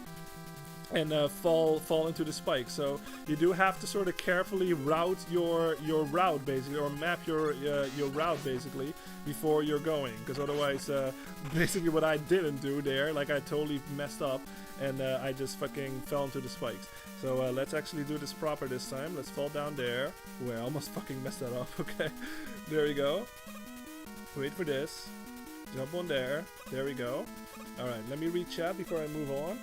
Jose says Soyborn, that's more of a cheat code. Lloyd is the final boss, nobody can beat him. Thank you.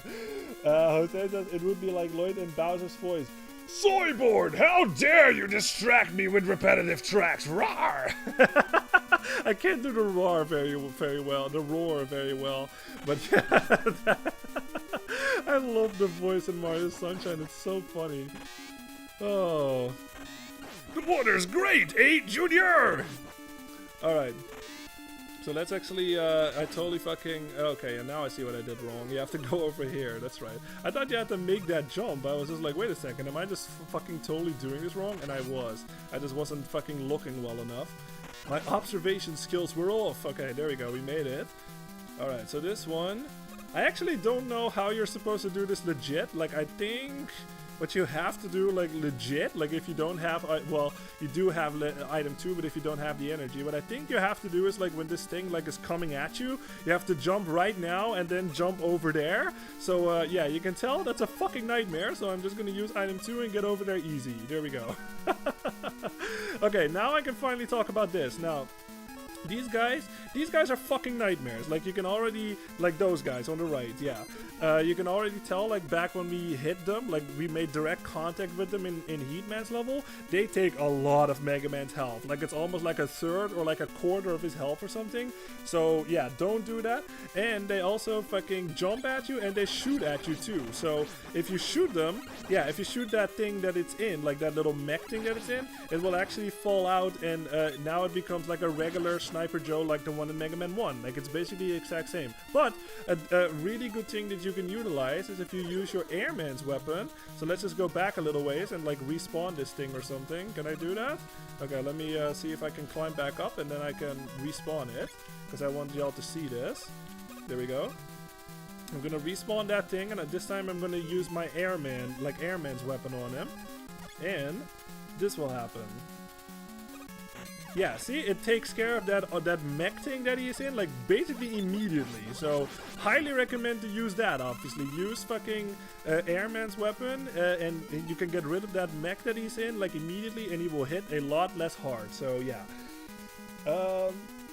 Let's see. Jose says that's another thing I love about that game is that it has voice acting. Yeah, I love that too. Like it's so unique. Like basically that's the only one of its kind. Like, right? Like I think so. I don't like it has like little lines here and there, obviously, but like fully fledged like voice acting that I don't think that has ever been done since. Now that I think about it, so yeah, it's very unique in that sense.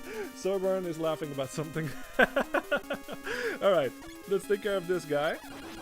There we go. I think there's going to be another one of these mech guys. Yeah. Use the airman, like I said. And then we're going to shoot this guy. But you have to be careful, though, to not off-screen this thing too far, because I think that mech thing will actually respawn. Now, what we need item 1 for this. So make sure, because this boss, this is that part, man. Okay, sorry, there was another fucking guy. Let's shoot him. Oh, let's shoot him down first, and then I'll talk about it before we go in. There we go. Okay, so this boss is basically the most, like, infamous boss in this game, and you'll see why when we go in. I highly advise to make sure that your crash bomb is completely full. So if it's not completely full, what you can do is you can off-screen these guys, and they will come back, and you can grind off them basically again. So I highly recommend to do that if you are if you need to refill your weapon energy and stuff, because you can't beat this boss if you don't have the crash bomb. And the problem with the crash bomb is like, yeah, see in that one shot that I did, like it took like this much fucking like ammo away immediately. Like it's not fucking like the metal blade, it ain't. You know what I mean? Like not even close. Like see how much I can spam the metal blade and the fucking ammo meter barely fucking depletes. So make sure that the crash bomb is completely full, and make also sure that the item 1 is completely full too, because you basically need both of these to get to beat this boss. So yeah, highly recommend to do that before you go in here. Let's see. Soyborn air beats robot makes sense. Yeah, I don't know. Let's just say like it got pumped up full and it exploded or something. I don't know. Like a balloon. Soyborn says, is this the boss that's just a few freaking doors? Yeah. Oh, if you know, you know. This is the worst boss in the game, in my opinion. This is that part. Like what I just described with that meme. This is why I don't really like going back to Mega Man 2 all that often, because of this fucking boss. It sucks so much. Soyburn says, go through this door to fight the boss, which is also a door. Yeah, okay, so let's just go in and y'all will see what the sitch is. Okay, so I'm just gonna pause the game, because if I don't, a lot will happen. Now, from that one brief second that you saw, you noticed that there were a lot of like crash bomb doors, basically, that only the crash bomb can kill. Now, you see 1, 2, 3, 4, 5. There's 5 of those like little blue, whatever, searchlight things or whatever they are supposed to be on the wall, basically. Only the crash bomb can take those things out. Anything else that you try will not work. It's only the fucking crash bomb. And the fucking doors that those green ones that we saw, only the crash bomb can take care of those doors.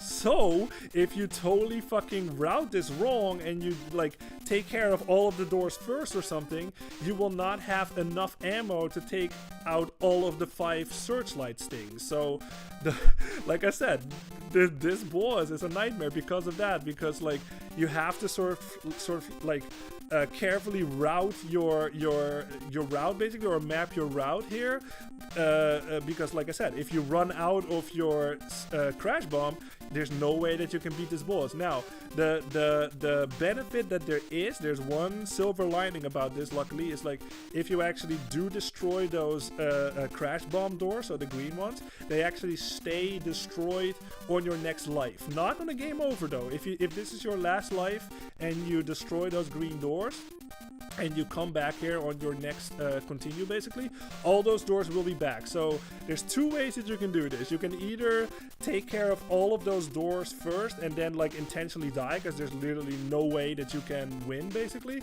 and then like go in on your next life, like refill all of your crash bomb, go back in and then take care of everything. Or you can carefully route your map your routing, or whatever, how the hell you say that, and then take care of all of them without blowing up all of the crash bomb doors, basically. So that's what I'm gonna try to do. We'll see how it goes. But you notice I can't get up here, so I need fucking item 1 too. And the worst thing is, after a while, if you linger for long enough, these fucking things will fucking shoot your ass basically, and it hurts. Look at that. Like, that was like, did we not go in here with like almost full health? And look how much fucking health that did with one shot. So like I said, I'm going up there trying to like not blow up any of the crash bomb doors and see if I can do this. So shoot that guy. Ow. Shoot this guy. There. Oh, what? That did not hurt him? What the fuck? Okay, it took care of him anyway. That's good. Okay, so use item 1. I'm just gonna take the hit. Ow. Oh, come on. Okay, hold on. Use item 3 then. There we go. There we go. I'm back up there. Ow. We have to blow up this door over here. So we have to do that too. And like I said, like it takes a while for that thing to explode too. See, I'm already super low on health, so I'm gonna use my E-tank over here. Because I don't want to die, obviously. There we go. Okay, look, you can tell. Like, look how much, like, how many shots was that? Was that 4, like, crash bomb shots? And it's almost all, like, all the way depleted already. So, yeah, this boss sucks, man. Like, what the hell were they thinking with this one? Like, alright, so we have to use, we have to obviously blow this one up. And then we only have 1 shot, basically, to get up there. Because if I use the crash bomb on this door, I will be out of crash bomb, and I cannot possibly win this fight. And, like, I totally forgot to tell this, but, like, when you go back in on your next life, all of these 5 things are back again. So it's not like they stay dead. Like, you have to do this in one go, basically. So what I'm going to try to do here is we have 1 crash bomb shot left.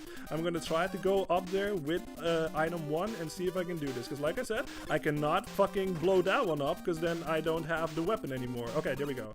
I actually made the jump around it. That worked. Boom, we actually got it. Hell yeah, I'm really happy with that. Okay, but yeah, you can tell. Like, I had to use my entire fucking crash bomb, like, weapon energy, like, all the way from full to 0, basically. So that's why I said, don't go into this fight without a full fucking tank with that shit, because it's just like, yeah, like, I don't know, man. Like, was that an intentional, like, design choice? Like, it seems like a really weird one, because it's like, it's so specific, you know what I mean? It's so easy to, like, you use 1 crash bomb too many, or you miss or something, you know what I mean? And you're fucked. You can't win that fight anymore. So, I don't know. That boss sucks. I'm really glad that we got through it on my first try. That makes me really happy, because it's like, wow, that boss is the worst.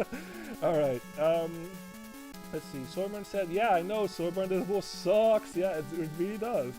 Jose says, get over here. Now it's get up there. Yeah, exactly. Get up there. Yeah, exactly. Soyburn says, use the airlift to get up, and nice. Yeah, you did it. Yeah, I was really happy that I did that. That was even without the fucking item 1. I just totally jumped around that platform. But that was, I don't know. Yeah, I'm very happy that we got it on our first try. Soyburn says, now let us never do this again. Yeah, exactly. Or speak of it ever again. Yeah, exactly. Lol, fuck that boss. Exactly, Soyburn. Words to live by. Okay, now, like I said, because this is Mega Man 2, this is basically where this became a thing. Like I said, like in Mega Man 1, you go to the level and sporadically you fight against, like, the Robot Masters. It's like the refights, basically. But Mega Man 2 introduced this, like, capsule room, basically, where all of these capsules will take us to a specific Robot Master, and we have to refight them, basically. So this is obviously a lot fucking easier compared to Mega Man 1, because you don't have a level that you also have to deal with, you know what I mean? And there's actually something even better that's a lot better in going forward in the series. Like I said, because we have all of the weaknesses right now, we can just easily take care of Heatman over here. Look, that takes like a third of his health. And he's dead. Now, see, this is a big fucking difference that Mega Man 1 also didn't do. It's like, oh, okay, it disappeared. It's all good. But yeah, like, this is something that Mega Man 1 did not do. Like, we saw, like, in my playthrough. Like, you had to fight all of those Robot Masters, like, back to back on, like, 1 life, basically. But since this is the sequel, the developers thought of this. And every time when you beat a Robot Master in these refights, like in the boss rush, basically, they will drop a big chunk of health, basically. So that obviously makes your life a lot easier. Can you imagine if you had to do this, like, with all on 1 life? That would have been ludicrous, man. Like, it's not impossible, obviously, but it would be pretty fucking difficult, especially if you're doing it, like, with, like, a Buster only run or something, you know? Like, that would be quite insane. But there we go. Alright. Let's just actually do that. Let's just see. Let's just fight them all with, like, with the Buster or something. Like, oh, you know what? Never mind. Actually, because this is what I want to show you guys. Remember what I said? Like, Metal Man is actually weak against his own weapon. You'll see. I'm gonna throw Metal Man, the Metal Blade at Metal Man. That is his own weapon, and let's see what happens. Boom! He dies in one fucking hit. That's one of my favorite things. It's just like, wow, even the game knows how fucking insanely broken the fucking Metal Blade is. Like, Metal Man dies in one fucking hit to his own fucking weapon. Now, if you were playing on difficult mode, because obviously we are playing on normal mode right now, but if you were playing on difficult mode, that would take 2 hits. But still, like, that is fucking ridiculous. Like, it just kills him in one hit from 100 to 0. It's just like, wow, man, it's fucking crazy town. No, I'm caught up. Okay, let's go. Alright, let's just, yeah, you know what, let's just get a move on. Let's just use the weaknesses on all these guys. Just like that, just one, and boom, he's dead. Just like that. This is, like I said, this is why Mega Man is, you know, it has a high replay value, you know what I mean? Like, you can choose to do this, like I am doing right now, but you can also totally not use their weaknesses and just do a self-imposed challenge or something where you're like, okay, I'm not gonna use the weaknesses, and you know, if you want to, in this version, you can pick difficult mode too, and just not use the weaknesses and only use your pea shooter or something, you're like your regular Mega Buster. You can totally do that if you want to, so I do like that, you know what I mean? It has replay value, and that is always good in video games, I think. Soburn says his power is so great it kills its own creator in one hit. Yeah, I know. Isn't that fucking amazing? Like, the Metal Blade is the most broken power-up in the whole series. It's so cool. Soburn says Mega Man must have cut his head off. Yeah, exactly. Then let's just go with that. Super fucking graphic, but let's just go with that head cannon. Alright, we're going in. This is Quick Man. Now again, like I said, you guys, this is how I like to fight him. Like, I'm just gonna take half of his health first before I actually use the flash stopper, because otherwise I have to fight him anyway. So take half of his health away and then just fucking sit back, go get a drink or something, go get some water, because yeah, he would just slowly die. You don't even have to do anything. There you go. And he's dead. Alright. Okay, Bubble Man, so he's weak against Metal Blade again. So we're gonna use that. Boom, just like that. And he's dead. There is something satisfying to just take care. Oh, okay. Let me see if I can do this. So, like I said, if you charge up your heater move, or whatever that move is called, the heat wave, I think. If you charge it up all the way and I can actually hit Woodman, it will kill him in one hit, I believe. So let me see if I can do that. Yeah, there we go. Yeah, see, I charged it all the way up and it just hits him once and it dies immediately. It's so fucking satisfying. It's so awesome. Alright. Airman. So Airman is weak against Woodman. I did it with the regular pea shooter last time, but this time I'm just gonna use the weakness on him. I'm just gonna take a couple of pot shots. Now the thing that with Airman too is like he blows you backwards basically. Yeah, see, it takes half of his health. It's fucking insane. No, I'm gonna die! Hold on, I need to use a fucking E-Tank. Because I don't want to fucking die to freaking... Oops, I just used another one by accident. And he's dead. There we go. Alright, we're good. Sweet. Alright, that was all of them. Hell yeah. And now there's another portal. Now luckily... Oh, wait. Oh, no, you know what? I totally forgot. This is actually... Yeah, you do have to beat all of the Robot Masters and Wily in one go, basically. So this is something that later games, well, some of them anyway, like some of them would fix that. Well, fix is it's a subjective word, but later games will do that different too, where you take care of all of the Robot Masters and then you go to a separate level and then you fight Wily. So you don't have to like refight all of the Robot Masters if you get a game over, so that's always good, of course. But like in this one, you do have to fight Wily and all of the Robot Masters like back to back. Now I know that the Metal Blade is this guy's weakness, so I'm just gonna use that against him. Ow. There we go, and I think the Metal Blade will also work on this one. Yeah, the Metal Blade basically like destroys this thing like both its forms. Get used to that too, by the way. Whoa, I just don't want to die. There we go. Get used to that too. almost, I want to say almost, no, not even almost, I want to say always, Wily always has multiple forms. Like well, is that true? Well, it's, yeah, I think so. I think, let's just assume, I guess, that Wily has a second form. Like, almost always that's the case. Now, this level is quite interesting, because you're probably thinking, like, hey, wait, what's up with all this fucking silence? Yeah, this level actually does not have any music. Like, it's very eerie and scary in that sense, because, like, you're like, what the fuck? Like, I'm so used to, like, all these fucking high-energy jams in the background, and this level just has nothing. Like, what is this? Like, Mega Man horror or something? Like, it's very fucking, you know, scary and creepy. So, yeah, all the sound that you're gonna hear is this fucking lava that's falling down, and this hurts. I'm gonna show you guys what happens if this hurts you. Boom, look at that. That did like a quarter of my health. So obviously don't touch that. Let's just assume that's molten lava or something, so don't fucking touch that.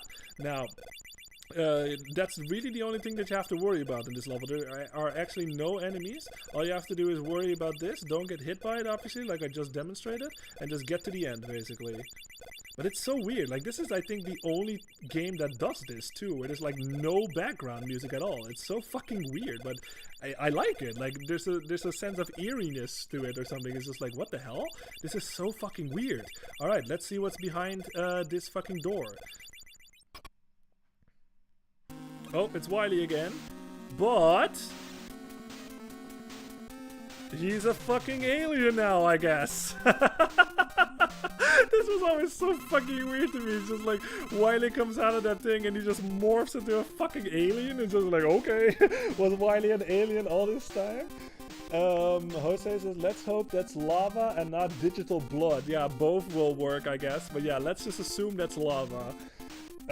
Soren says it's definitely not motor oil. That would probably help Mega Man. Yeah, exactly. Alright, so for this fight, this is another fight where only one weapon will actually hurt this thing, and this is the bubble weapon. Like, all of your other weapons will not work. I can fucking shoot him with my regular fucking pea shooter. It will not work.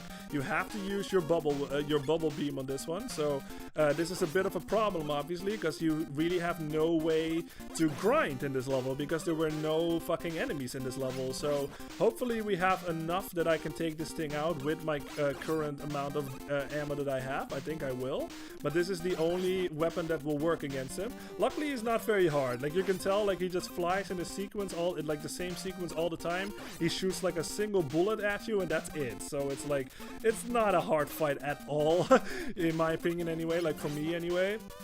So just get used to the pattern, how he flies. Just keep jumping to jump over the bullets, and just keep shooting him with the bubble, and eventually he will go down. I like this background though. I like this moving background. Like, it's almost as if we're like fighting in space and shit. Like, it's pretty fucking cool. Alright, so one more hit will do it. There we go. Alright. But that was actually not Wily. Wily just, it was like a projection thing or something. So Wily is actually not an alien. That would have been quite funny if it was, but no, that was actually a creation of Wily too. Alright. And it fell. And we did it!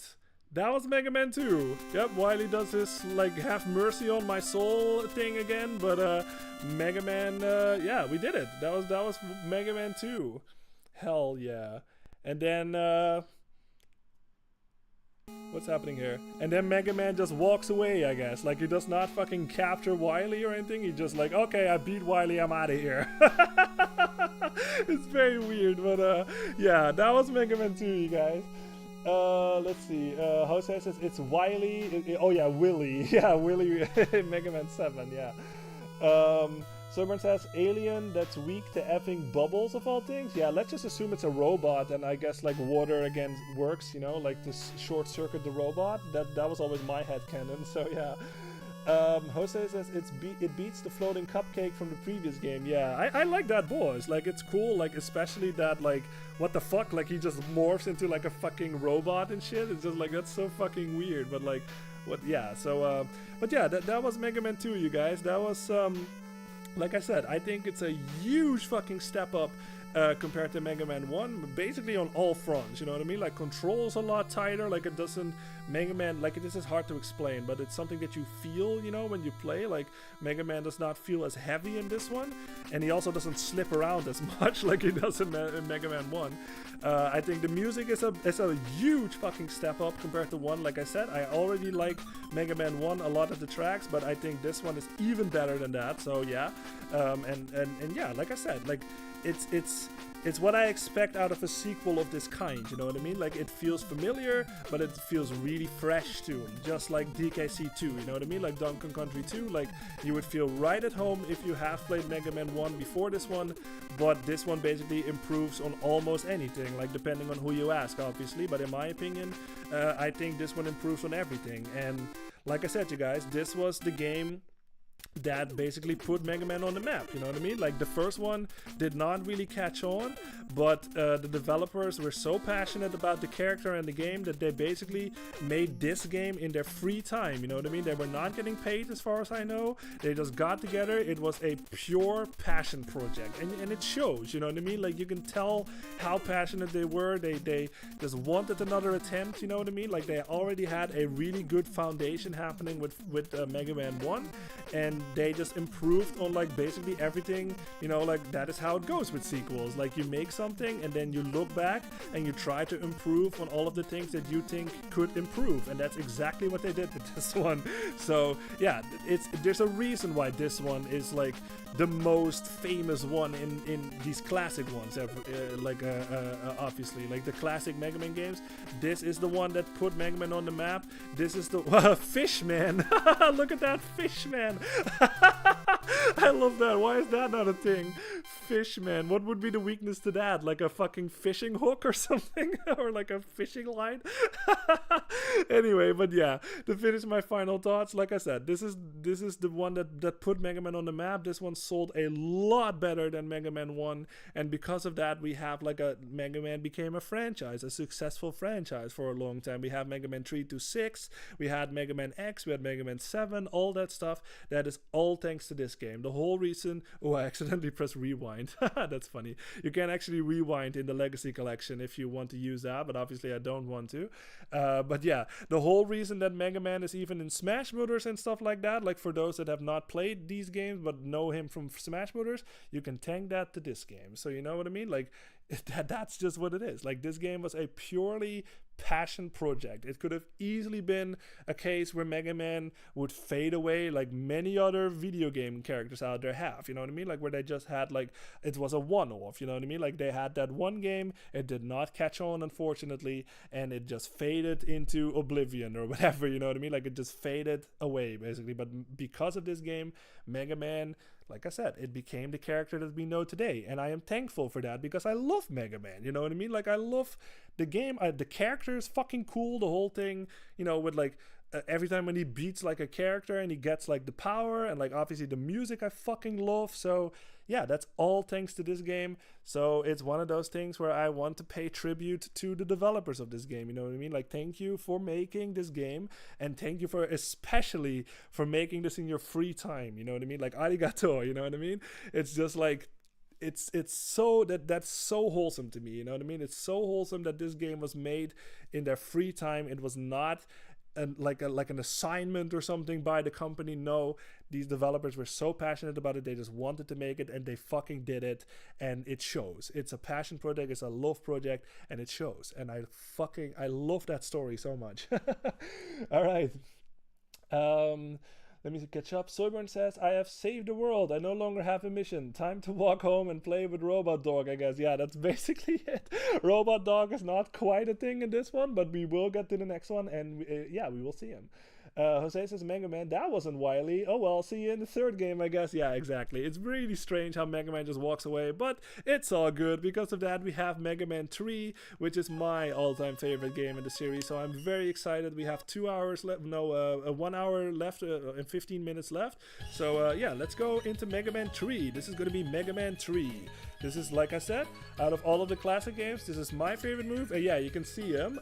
Not very well on the capture, but we have a robot dog this time. So yeah, but here we go. This was 1990, and this title track music, one of the best Mega Man songs out there, I think. Let's just listen to it for a little bit, because fucking hell, especially yeah, the second one was super fucking good too, but this one, mwah, chef's kiss.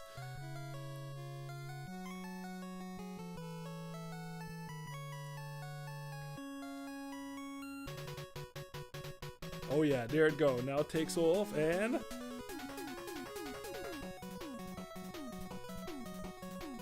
hell yeah. That bass line.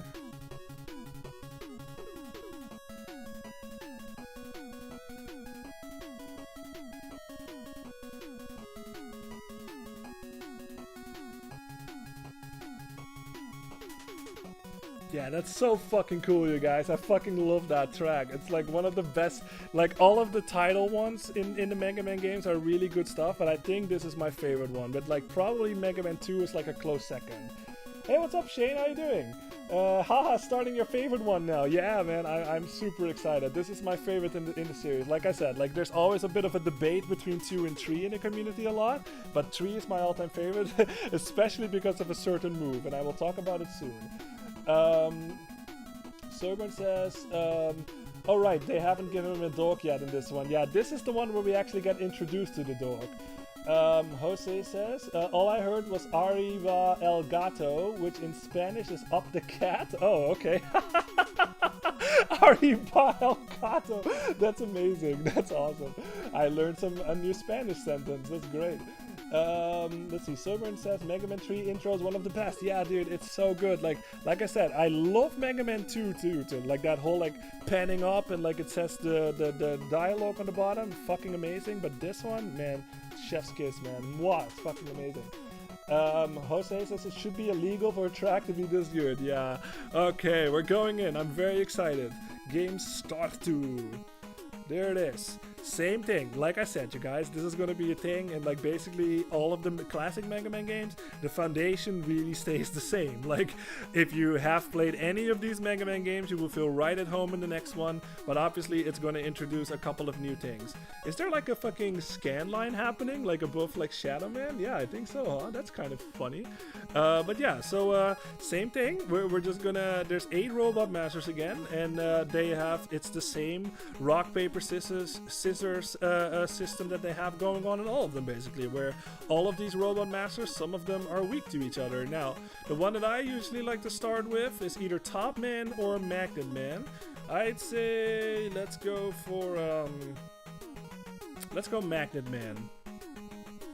Jose says that wasn't even something you could use in a conversation. Arigato just sounds like that to me. Ah, that makes sense.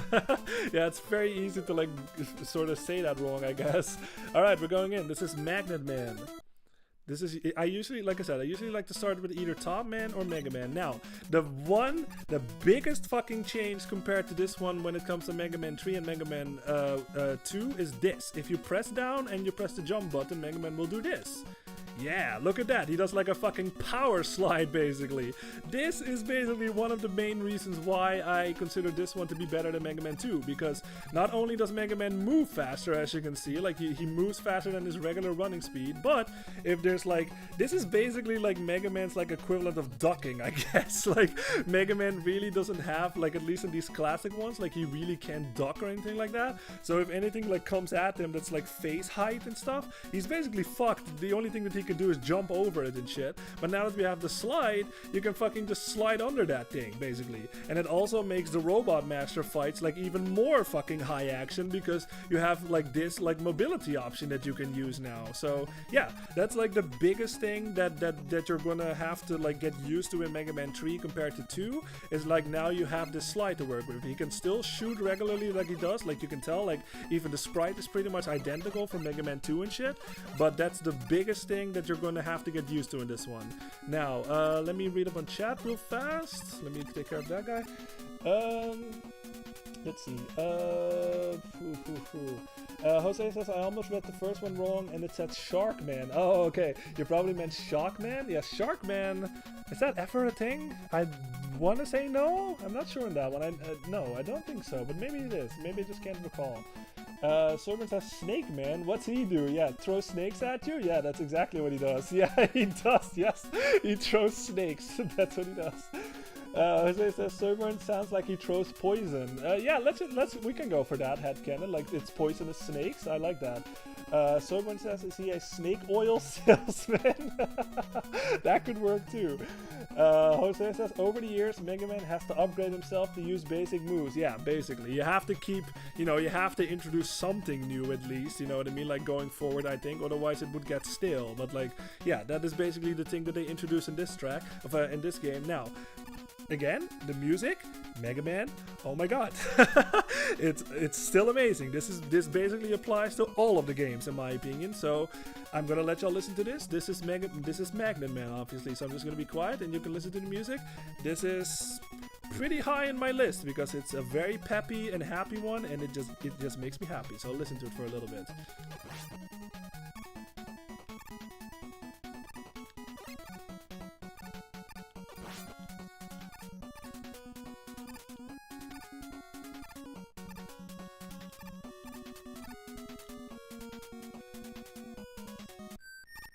Oh right, yeah, this happens. Okay, so what this happens, this is Proto Man. This is supposed to be, you can see him on the right actually, like on that artwork, like that is Proto Man. Now, I never really understood this, because he's actually not our enemy. Like, he's basically Mega Man's brother. Like, he was basically made before Mega Man was made, so by Dr. Light. So he's basically just like Project Zero, I guess. Like, I have no idea, but like, he's basically like the older brother of Mega Man, yet he fucking attacks us here. Like, I always assume that he's like testing Mega Man out to make sure that he's ready for battle or something, because we actually have to fight him. Now obviously you can tell he likes to jump around a lot and he just shoots over Mega Man, so all you have to do is you jump and shoot and you're good basically. But like I said, because we have to slide now, we can just totally fucking slide underneath him and we're good. So yeah, that's all you have to do for this. We're going to see him a couple more times in this game, and all of the fights, they really don't change. So yeah, like I said, I just always went with the like headcanon that Proto Man is just testing Mega Man out here, because he's actually not our enemy. Let me read up on chat, and then I'll let y'all listen to the music for a little bit longer. Sermon says, yeah, I think Mega Man 3 is probably the best of the Mega Mans. Nice, I'm glad you agree. Yeah, this is, I don't know, man. We'll get way more into it later. Shane says, and not too bad, man. Nice, good to hear. Just doing some work and listening in the background. Hell yeah, love to hear it. Good to see you, and yeah, glad you're here, Shane.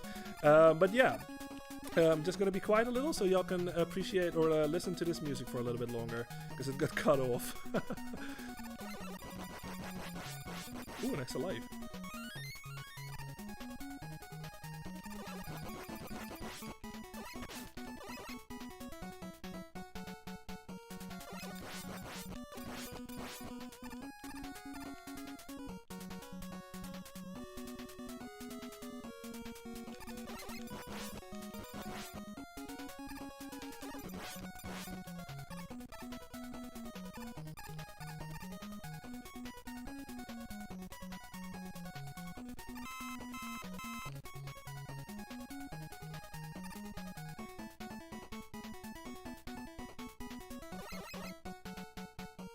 Yeah, isn't that fucking kick-ass? I love it, man. Like, like I said, there's a positive vibe to this track. Like, it's very much like, yay, like, this is fun, you know what I mean? And, like, obviously, like, it's still like the other games. Like, it's very much in your face. Like, it has very catchy melodies. Like, the bass line is fire, you know what I mean? Like, it's just fucking amazing. Like, the bass lines in these Mega Man tracks are fucking killer, man. It's fucking amazing stuff. And like I said, it just gets in your head. Like, it's very hard for me to not sing along with, obviously, because this is a stream. I'm not doing that. Like, I'm just singing along in my head, you know? But, like, I don't know. Like, and that's just, like I said, you could really apply that, in my opinion anyway, to, like, basically every Mega Man game. Like, at least these classic ones. They're all, the compositions are amazing, the melodies are amazing, the side melodies are amazing, the main melody, the bass line, even, like, the drums, you know? Like, it's I don't know, man. Mega Man is just so different. It's so unique. I love it so much. Shane says, I think Proto Man has yeah, Proto Man has a few screws loose. Yeah, exactly. What's up, Proto Man? Like, you need to go back to Dr. Light. Jose says, is that a ripoff Captain Falcon in the background? Yeah, that, yeah, you know what? Like, yeah, I can totally see that. He does kind of look like Captain Falcon. And this was way the fuck before Captain Falcon was even a thing. So yeah, that's quite funny. Now, there's just something that I just want to show off before I totally glean over it, but maybe you've noticed it already. But just look at Mega Man's like climbing animation here. If you had paid attention to Mega Man 2, you could tell that it was a bit clunky, I guess. Like, it was the frame rate was not as high compared to this. Look at this. Like, look how fucking smooth this is. Can you see it on the capture? Yeah, you should be able to. Yeah, there it is. Just look how fucking smooth this is compared to Mega Man 2. So that is also a thing. It's an improvement. And if you remember, like in Mega Man 2, when it like transitioned between screens and stuff, like it also looked a bit clunky, you know what I mean? Like it's not as smooth. Let's just go to the next screen and look how fucking smooth this transition is. Yeah, see, look at that. Like, it doesn't move in like 3 frames a second or anything like that. It actually fucking transitions. Yeah, look at that. Like, that's another thing that I think is you know, obviously this is the sequel, so you expect to be, you know, you expect some improvements over what was already considered to be amazing, you know what I mean? Like, that is the whole point of a sequel, is you try to like one-up yourself, you know what I mean? You don't try to like make a worse game than the last one. That doesn't make any sense, you know what I mean? You try to like improve on everything that you did in the previous one, and hopefully you can succeed. But yeah, this is another fucking invisible block situation. Yeah, you're gonna see this basically through the whole series. It's quite a nightmare, honestly. So I have to jump over here. There we go, we made it. Okay.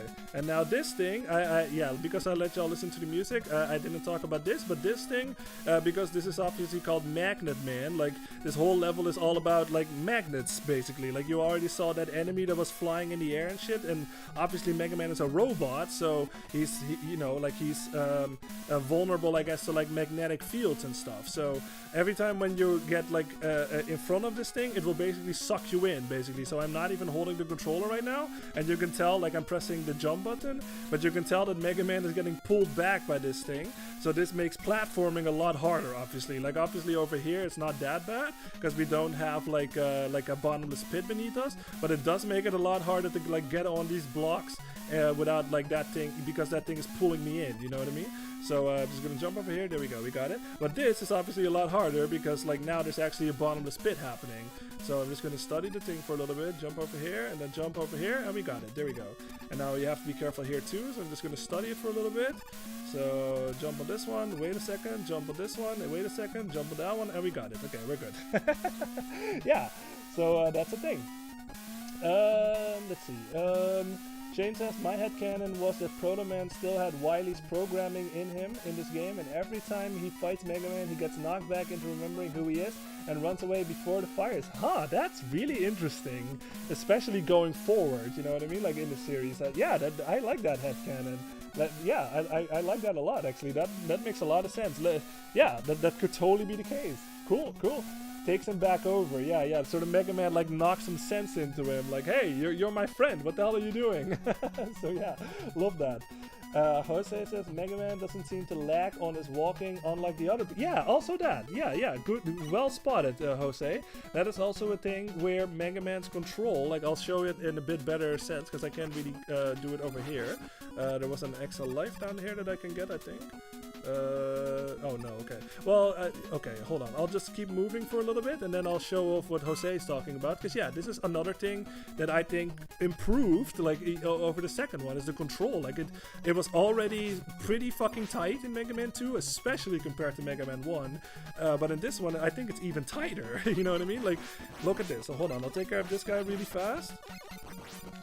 Remember how in, especially in Mega Man 1, and a tiny bit, it's not that much present in Mega Man 2, but like especially in Mega Man 1, it took Mega Man like a split second basically before he starts moving when you input the button.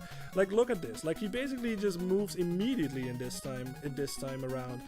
Even, yeah, you know what, even now when I see it, like, he does have a split second of like hesitation before he actually starts moving, but it's not nearly as like noticeable as in Mega Man 1. And yeah, I don't know, like, it's hard to compare to the Mega Man 2. Like, I think it's maybe it's a slight improvement, but yeah, that is something that I think in this game is, you know, even better than Mega Man 2, is like the controls feel even tighter. You know what I mean? So control is obviously super important in video games. So yeah. Shane says, because it's all an early version. Yes, it's all an early version of the Maverick virus. So yeah, so what Shane is talking about here, this goes in the Mega Man X series. This basically, that goes all over like what the Maverick virus is, and like the Maverick Hunters or something, or I forget the name of the virus. Robo Ensa, I think is what it's called. Yeah, it's something to that effect, where like it's some kind of virus that like makes, you know, it infects robots, and it like it makes them evil or something to that effect. Like it makes them into like Reploids or Mavericks. Yeah, Mavericks, that's what it is. So, but that is not present in the, well, sort of anyway. It becomes a lot more apparent in the X series, basically. But yeah.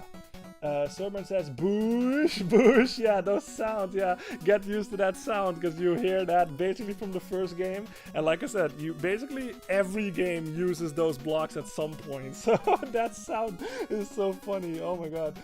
Lol, do this magical blocks need to make that toilet flush sound? Yeah, exactly.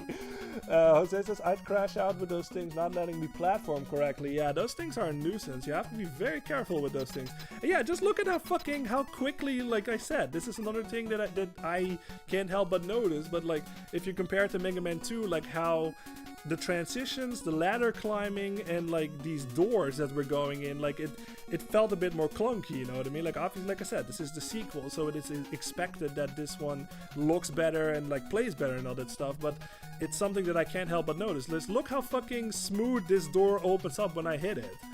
Yeah, see, it's like bududoosh, and it's open. You know what I mean? It doesn't go like or whatever. So yeah, this is Magnet Man. He's not that hard actually. Like this is why I prefer to pick him when as my first Robot Master. All he does is like he jumps around basically, and every time when he jumps up like that, he shoot. Wow, if I'm actually gonna die here, that could very easily happen. But every time when he jumps, like he shoots 3 magnets in the air, and he also tries to suck you in basically with his magnetic powers. Just like that. When he is in this state like that, he will actually, you can actually not shoot him. Yeah, see, like I'm shooting him right now, but it actually does deflect off of his like armor basically, so you can't actually hurt him when he's in that state. Well, but luckily we have the slide this time, so I can actually just get away from him. There we go. There we go. So this is basically all you have to do. Like he jumps over you, he just does that, or he jumps up into the air and shoots 3 magnets. You have to be careful because those magnets sort of track where you are. So it sort of flies over you and then it tracks where Mega Man is, and then it will come down basically. Yeah, see? So basically just keep moving and you should be fine. There we go, and he's dead. There we go, got it, yeah. Alright, I'm caught up, good. Alright. And that's a different victory jingle right there too. Hell yeah. Yeah, this is something different too, actually. I think we did we see this in Mega Man 2? Like, I've played it so many times, like I just don't even pay attention to it anymore, but this is where they actually show Mega Man, like, getting the power-up, and you get this fucking You Got thing, and it has this kick-ass fucking track playing. Like, listen to it for a little bit. Oh, and this is your password system.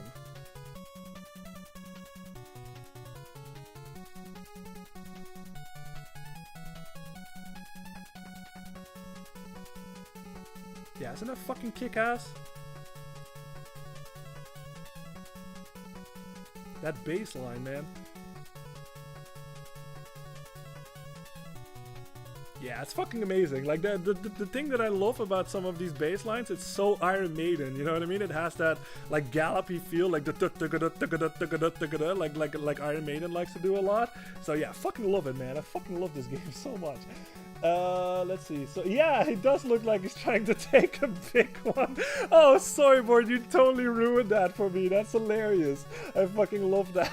I never fucking had that idea, but it totally looks like that. That's amazing. I love that. Oh my god. Jose says, I'm still waiting for Lloyd to say the thing against the bosses. Yeah, I haven't felt it quite yet, I guess. But I guess when I do feel it, then it might happen. But yeah, now that we have Magnet Man, yeah, again, you guys, all of these robot masters are weak against each other, but because we're going forward in the series, it's obviously a lot more difficult to, like, you know, with your own logic, you know what I mean, like to sort of to try to determine like what the hell is weak against what, because like in Mega Man 1 you had like a bit more basic elements and stuff. You had like fire and ice and like electric and stuff, and cut, I guess, like Cut Man, so it was a bit more easy to make like a logical reasoning in your head, where it's just like, oh, you know what, if electricity gets cut or something, cut off, then the electricity goes off or something like that. So maybe Elect Man is weak against Cut Man, or like in Mega Man 2, Heat Man is fire and Bubble Man is water, so it makes sense that Heat Man is weak against Bubble Man, you know what I mean? But like going forward in the series, it's obviously a lot harder to determine, because you're just thinking like, Snake Man, what the hell is weak against Snake? You know what I mean? Or like this one is actually logical, because Magnet Man, obviously we have magnetic powers right now, and Hard Man, I guess, is made out of metal, I guess, but I guess, you know, it's not that logical, because you can sort of apply that to all the robot masters, because they're all robots, but like, I don't know, so it's a lot harder to determine, like, or like make your own logical sense of what the weaknesses are. Luckily, because I have played this game a lot, I think I know all of them by heart, but this is the one where you probably have to experiment a lot. A lot more, I mean. It says, Lloyd, we need that set at least once per stream. It's not a Lloyd the Hammer stream without one. Okay, I mean, it is, but less wholesome. It's less wholesome. That's awesome. Okay, yeah, if I think about it, I'll say it against Hard Man. I love Hard Man because it's such a weird name, but like, I bet you $1 million, like everybody when playing this for the first time, and it must have happened to me too, when you fight him and you're thinking like, man, he's really hard, man. You know, like, you just totally make like a pun by accident or whatever, because that's just, I don't know, like, it feels natural to say, like, when you're in a frustrated state or whatever, you're just like thinking, fuck, he's so fucking hard, man. So yeah, I love that name, it's really hilarious. Alright, but yeah, this is another new mechanic. These you can basically compare these things to like the birds that we saw in Woodman in Mega Man 2. Like, every time when this thing comes on screen and it drops that little hive, it will drop, yeah, you see this, like, I'm being chased by fucking bees right now. So this is another situation where, just like the birds in Mega Man 2, this is an excellent thing to grind like goodies. Like, if you, I don't know, if you want extra lives or something, or you need more health or more weapon energy, you can just wait for this thing to like respawn. You can just off screen it for a little bit like this or something, move forward, and then it comes back, and yeah, like, you can just keep shooting them and you can get whatever you need. Alright, but yeah, this is another new track, obviously, so every time when we have a new level, I'm just gonna let y'all I'm just gonna let y'all listen to the music for a little bit. This is another high action and kick-ass track. Yeah, this is where you need to slide.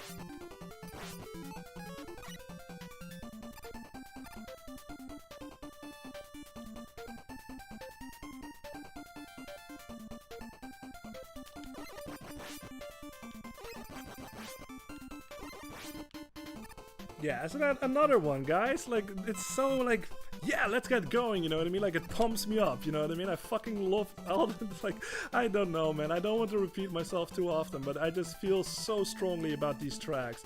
Now, anyway, what we saw, like, you may have seen me do a couple of things where you were probably thinking, like, what the hell is that? Like, that is fucking new. So if you fucking go to your menu, this time it's a bit different. Like, you may have noticed already that this layout of this UI, or how the hell you call that, is a lot different from Mega Man 1 and Mega Man 2, where this time we actually have a next over here. First of all, like I don't think that. Oh no, that wasn't the second one actually. Never mind. But yeah, the fucking the thing is totally different. But we have this lovely fella over here. Can you see him on the screen? Yeah, you can. Yeah, that is Rush. This is gonna be our robot dog companion basically. And everybody knows that a game goes up in rank when it has dogs. Like, let's be honest.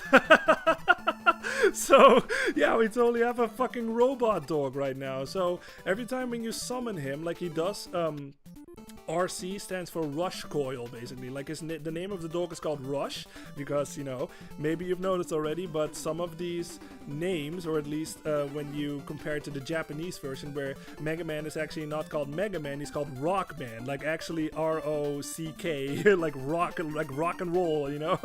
Rockman, that's his actual name. And that robot girl that we saw in Mega Man 1, like her name is Roll. So it's very much, this is a thing throughout the whole series. We're gonna see a lot of musical references through this series basically, and Rush is probably named after the band Rush, you know what I mean, like Rush the band. So this guy's lovely fella's name is Rush, and every time when we summon him, I can, if I press the Y button right now, we will summon him over here, and if I jump on him, this will happen. Yeah, he has like a little spring in his back, I guess, and Mega Man will jump a lot fucking higher. Yeah, look at that. Like, it does use ammo, but it does not use ammo unless you jump on him. So if I summon him right now, you notice that nothing happens with my ammo, but as soon as I jump on him, just go out, that's when the meter will go down. You can still shoot when you summon Rush, like after you summon him. Like if I press the Y button right now, I can shoot. So you can use that.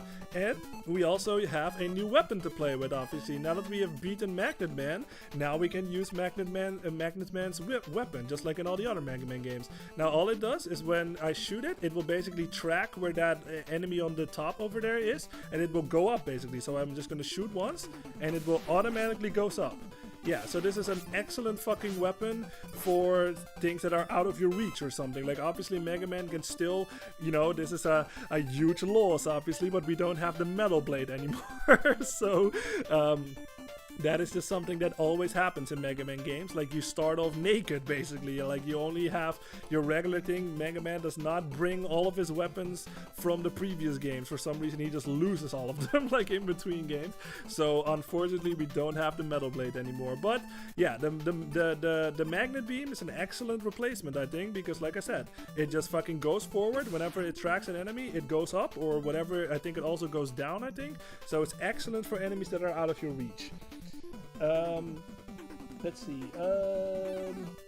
Soyburn says Mega Man's eyes here. I love it. Yeah. He's genuinely terrified. Are you talking about like that artwork, or are you talking in the game? I assume you're talking about the artwork, but yeah, it does look like, yeah, he sees like a giant robot in front of him. He's ready to fight, but he's also terrified. Jose says Hardman sounds like he should be either in jail or on a predator list. Yeah, that's probably a joke since it was made, man. Like, that joke has been around like since this game came out, probably. But yeah, Jose says, Server says, yeah, Jose, it's a bad name. Yeah, I don't know. Like, I think it's just funny. You know what I mean? It's just funny.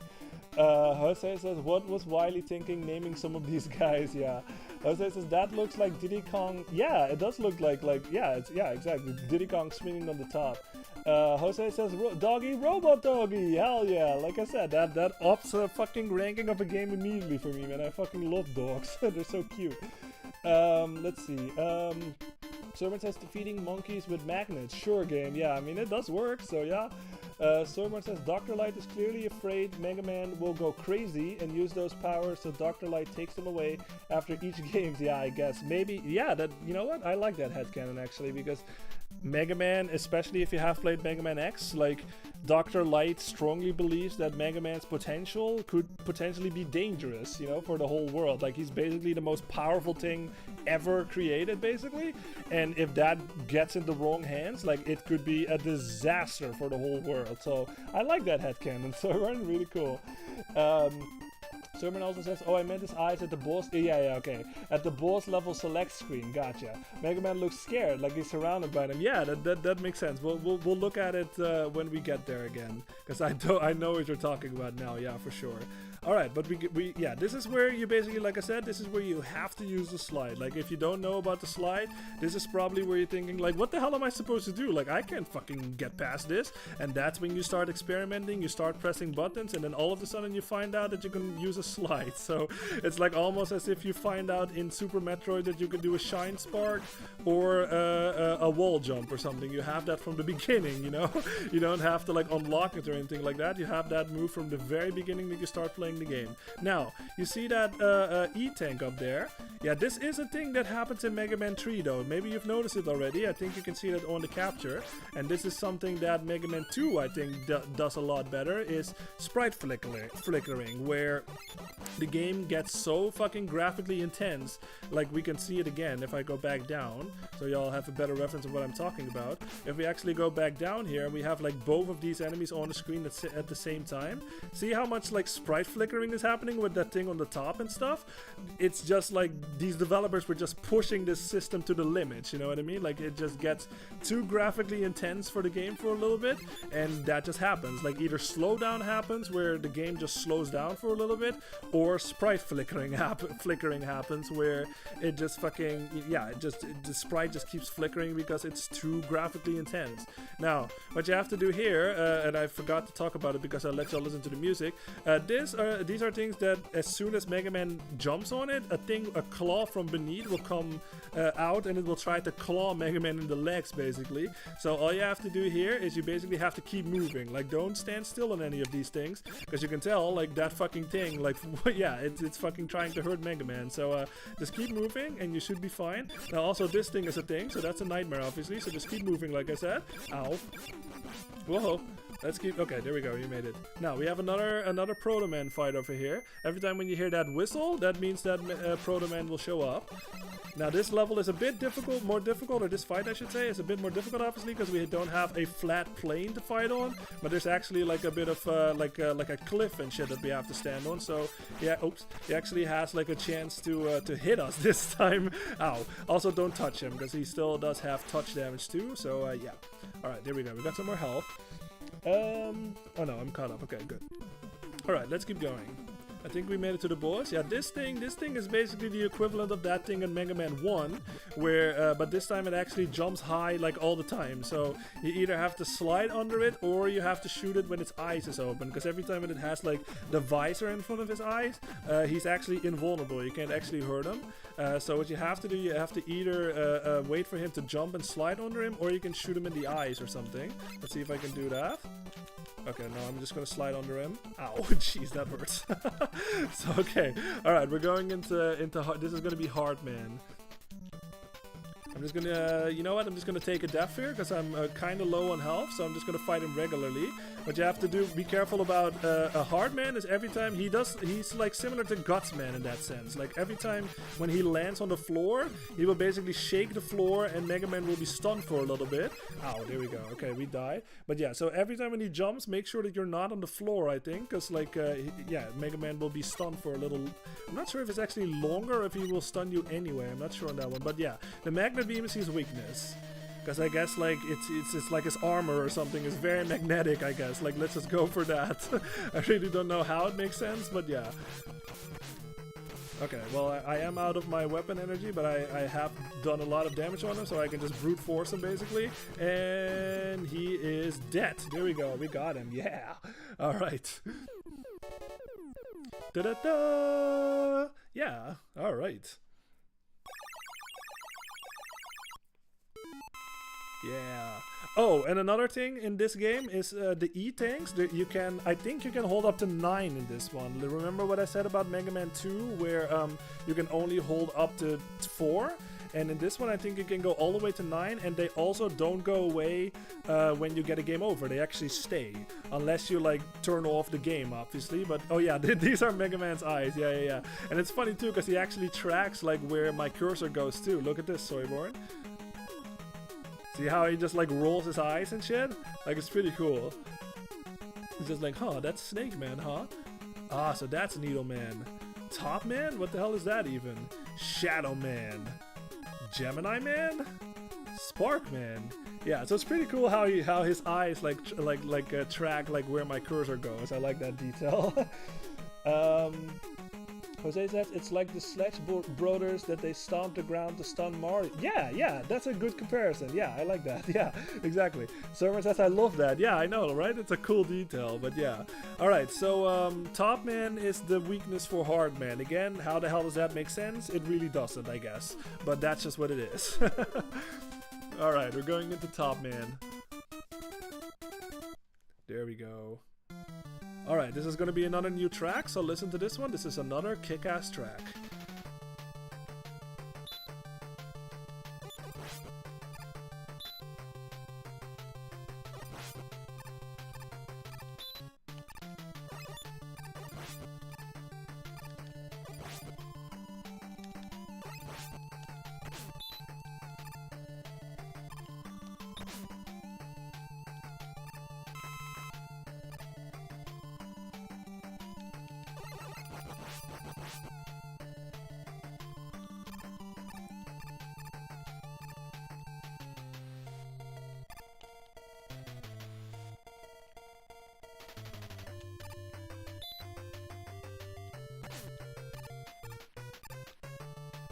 Yeah, man, another one that fucking kicks ass. It's so high in energy, like a like it's fucking cool, you guys. I did a whole medley of this, guys, of this game. If you're curious to hear that, I was so fucking happy that I was able to pull this off for obvious reasons. Like, this game means a lot to me, you know what I mean? Like, it's my favorite in the whole classic series, obviously. So I was very happy that I was able to play all of this on guitar, and yeah, I was very happy with the results, and a lot of people seem to like it too. So that always makes me happy, of course.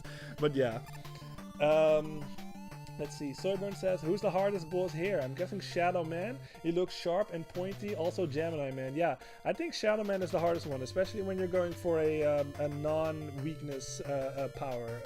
Like a Buster only. That's what it is. Buster only run. Yeah. Jose says Shadow Man. That better not be Shadow Mega Man. Yeah. No, it's not Shadow Mega Man. No, that would be quite funny though. Jose says, or next thing you know, we get Shadow Mario soundtrack. Yeah, exactly. So Server says, where's Underneath Man? I like that. That's great. Yeah, that would be the weakness to Top Man, I guess. Underneath Man. Bottom Man. I like that too. Bottom. You have Top Man and you have Bottom Man. All right. We can go up there, and there's another extra life that we can get. But yeah, you can tell. Look at this. Like, this game is graphically very intense. Like, they were pushing this system to the limits, man. Like, they really were. There's a lot of slowdown happening and a lot of sprite flickering. But yeah, I don't really mind all that much. But yeah, they were just absolutely fucking pushing the system to the limits. Like, it's pretty fucking cool. Alright, yeah. Now, remember this guy? We saw like a robot dog in Mega Man 2, but what are dogs without cats, I guess? Now we have a robot cat over here. So, purr, I guess. Yeah, that thing just shoots fucking kitty ball things, or whatever those things are called. So, don't hit that, obviously. Alright, there we go. This guy's very dangerous, so don't do that. Yeah, there's gonna be another one. So like I said, don't touch these things, like these, whatever they are, like just, yeah, whatever, like the woolly balls, that's what they are. And the fucking, yeah, they also shoot fleas. I love that. It's so fucking gross. But yeah, these are robot fleas, I guess. So yeah, just fucking, you can only shoot them when they're in the air like that, because they're too low to the ground, so Mega Man's like bullet will fly over it. So you have to shoot them when they're in the air. It's a bit difficult to do because their sprites are so fucking small. There we go. Alright, just shoot that thing in the mouth and eventually it will die. There we go, we got it. Alright. Yeah, In Between Man. Yeah, I like that too. In Between Man. Robot fleas. Yeah, gross. Jose says cat robot kitty. Yeah, I love cats too, like kitties. Oh my god, the cutest fucking thing ever. So yeah, I love to see it. Alright, but we're going in. We're almost at the end, I think. Whoa, I almost didn't make that jump. Alright, there we go. Slide under there. You have to be careful with this guy, obviously, because he likes to shoot the top things at you. Whoa. There we go. Got him. Alright. Soyman says Mega Man has to fight a lot of big cats and dogs. Yeah, I know, but it's cool though. Like, isn't it? I like it's creative. You know what I mean? Like, you know, like let's just make a robot out of like a regular pet and shit, and it stands out and it's cute at the same time too. It's a shame that you have to fight it, because I wish you could like play with it or something, like throw a ball, I guess. Like, that would be fucking cool. All right, but this is gonna be Top Man. Like I said, Top Man is also one that you can, that is usually one of the ones that I like to do first. Like, it's either Magnet Man or Top Man, because his pattern is really easy. Like, all he does is like, he shoots 3 top things at you, it waits a little bit, and then it fires at you. So all you have to do is slide away and you're good, basically. And then when he spins around, he tries to tackle you, and you basically can't hit him when he's doing that. He's only vulnerable when he's like in his not like spinning form. So yeah, he's an excellent one to start off with too, I think. So yeah, you can just do that, or you can use, because we have, oh, you know what, I totally forgot to talk about Hardman's weapon, but let's just do that right now, I guess. Why does it not go to Hardman? Can it go to Hardman, please? That is weird. I'm pressing, hold on. Oh, there we go. You have to press down. Okay, you have to press down on Magnet Man. So Hardman's weapon is not great, honestly. Like, you saw him use it in the fight already, but when I use it, this will happen. Oops. Yeah, Mega Man will summon like a fist, basically, and it will just slowly move forward, and that's really all it does. Like, you can sort of like manipulate like the trajectory of that thing by just pressing up or down, just like that. So that is pretty good, but it's a bit too slow for my liking. So it's not a weapon that I use that often. Let's see. Jose says, it makes me think, Lloyd, do you have any pets? No, I don't have any pets on my own, but I did grow up with like cats, basically. Well, grow up, I guess, like I was in my teens. Like, when I was in my late teens, like we decided to get a cat when I was still living at my parents' house. And we got 2 cats actually. So yeah, I did live with cats, you know what I mean? So we never had dogs, but there was a neighborhood dog that we would play with as kids and stuff. So yeah, I've been around pets like you know, basically for a long time, like with stuff like that. So yeah. All right. But no, I did consider getting like 2 cats, like back when I was still in my previous place, but I didn't go for it because I was, you know, even with this, like, I'm living on the 2nd floor, and I just kind of don't like the idea of like having cats that cannot go outside, right? If that makes sense, because I just don't like getting a cat and sort of, how do you call that, like depriving that creature to not go outside, to just sort of like spend its entire life like in the house, you know what I mean? I just don't like that idea. So I sort of was like against it after a while, where I was very eager to get 2 cats, but then I started thinking about it, and I don't know, like, it just doesn't feel right to me to just have a cat for 15 years and it, like, you know, it can look outside, but it can never actually go outside. Like, I guess you can like let it go outside, but like I said, I don't live on the ground floor, so it would be a bit difficult for that cat to come back into the house, you know what I mean? So yeah, that's why I was kind of against it. Jose says, so you're more of a cat person? Yeah, I'd say I'm more of a cat person, because yeah, like I said, we had 2 cats in the house, so it was fun to just sort of play with them and just like cuddle and all that stuff. Yeah, cats are super fucking cute. So yeah. Alright, but we got we did Top Man. Yeah, Top Man Top Man is actually like one of his weapon is one of the worst ones in the whole series. I'll show y'all in a little bit whenever we get there. Alright, so this is gonna be Shadow Man. So before I let y'all listen to the music, I'm just gonna show off what Top Man's weapon is. This is, if I just press, this is like a Guts Man situation, basically. Like, I'm already pressing the Y button right now, but you can tell that Mega Man is not really doing anything. Like, you're probably thinking like, huh, fucking Top Man was shooting tops at us or something. Like, can I shoot tops now? No. What you can do is, if you jump and you use the button, this will happen. Yeah, Mega Man will twirl in the air like a ballerina or something, and you can basically tackle enemies like that. It will actually not use ammo unless you bump into an enemy. So you notice that I'm using the Top Man weapon over here, but the weapon is not depleting, or the ammo is not depleting. So the weird thing about this fucking weapon is, let me use it on this guy, I guess. Okay, that worked. I'll talk about it on the boss actually, because it makes a bit more sense. Jose says Top Man sounds more like Top Hat Man. Yeah, that makes sense. Top Hat Man. Yeah, to me for some reason. Yeah, that could have worked. You can see him as like a top hat, I guess. But yeah, before I let y'all listen to the music, like I said, I'll talk about Top Man's weapon a bit more when we get to Shadow Man. But before I let y'all listen to the music, I want to talk about these enemies over here.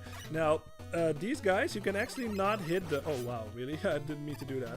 You can actually not hit them when they're on the floor like that. Like, they can only be heard when their eye is open, really, and they open up their eye a little bit. Oh, no, you can only hit them when they jump, basically, because Mega Man's weapon, like, goes over it. See that? So, you have to wait for this thing to jump, and then you can shoot him down, basically. There we go. So, okay, so we got this guy. We've already seen this guy. Let me talk about him real fast, actually, because I haven't talked about him yet. Like, you can only shoot this thing in the head, basically. That's like his pressure point, or like his weakness. Like, if I shoot him in the back or anything like that, like, nothing will hurt him. You can tell from the things. Like, always pay attention to the sound design, guys. Like, that is a tip that I want to give y'all too when it comes to video games, is they made the sound design in a specific way to communicate to the player what's happening, you know what I mean? And that ting sound, like, clearly it sounds like he's not getting hurt, so that communicates to the player that that is not working. So you can only hurt this thing in the eyes, basically. Like on the top there, that's the only thing that you can shoot, and that will actually hurt him. There we go. Okay, let me read up in chat, and then I'll let y'all listen to the music. Let's see. Jose, so Lloyd, so what would you name a cat if you had one? Okay, yeah, this is really interesting, Jose, because I did have two names, and it was actually Rosa and Lena. It was together, it would be Rosalina, but I just found that clever because, I don't know, like, I like the name Rosalina. I obviously like Rosalina, the character from Mario, so I thought if I would get two cats, I would get female cats. And I would think, you know, the one would be called Rosa and the other one would be called Lena. So yeah, do with that what you will. Soberman says, lol, Mega Man is now Tasmania. Yeah, that makes sense. Soberman, yeah, it does look like the Tasmanian devil, I guess. Alright, we have to fight Proto Man again. This one is a lot easier, obviously, because this is another flat plane that we're fighting on, so he just jumps and shoots and stuff. So as long as you don't jump and he fucking is facing you, like, you will basically never get hurt unless you bump into him or something. Okay, there we go. Hell yeah. Alright. Yeah, these guys, you don't have to worry about these guys. That they only, it's like those, how do you call that thing? It's like a toy. It's like a spring that you, like, you put it at the top of the stairs. This is very old, so don't worry if you don't know this, but like for the younger gamers out there. But it was like a spring thing or something, and you would put it at the top of the staircase and then like slowly push it down, and then like the momentum of the back would sort of like, it would go like this, like in like a wavy pattern, and it would slowly like descend like down the stairs. That's kind of what this fucking enemy like reminds me of. Let me see if I can respawn him again. Can I? Oh, there he is. Yeah, see how he does like that little circular motion? Like, that kind of reminds me of that. That's kind of funny. Alright, there we go. So you really have, these enemies are really nothing. Like, they just move from left to right. They don't shoot at you or anything like that. They're vulnerable everywhere, and you're good. So they're not a nuisance at all. It says this, Lloyd, that actually sounds good, nice. But Daisy would feel betrayed by that. Yeah, exactly, that makes sense. But I was just like, how can you split Daisy into two? It would be Day and C, I guess. Like, that would be a bit silly. So yeah.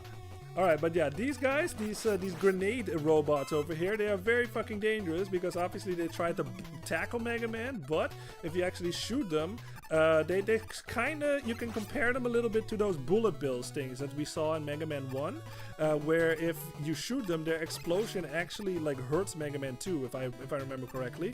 Let me make sure that I'm not wrong on that. Let me actually make sure, because I think that's the case. Yeah, see? So that explosion that happens, that actually will hurt Mega Man, because yeah, it's a grenade, so yeah, that's gonna hurt. Now this thing, you can tell this thing fucking totally makes the room go dark and shit. So what you can do to get rid of these guys is you can use your magnet weapon. Oh, nice, an extra life. Oh yeah. You can use your magnet weapon and it will take care of them, and the light will come back on so you can actually see what you're doing. But if you don't have that, you have to basically run through the level blind for a little bit. So that's a bit of a bummer, of course. Alright, let's get this. Let's see.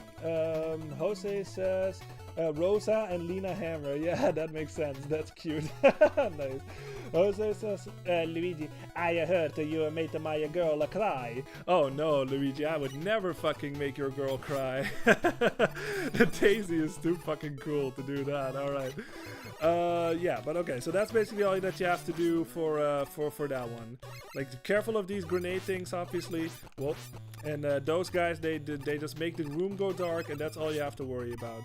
We have to jump down here, and I think we already made it to... No, not quite yet. Never mind.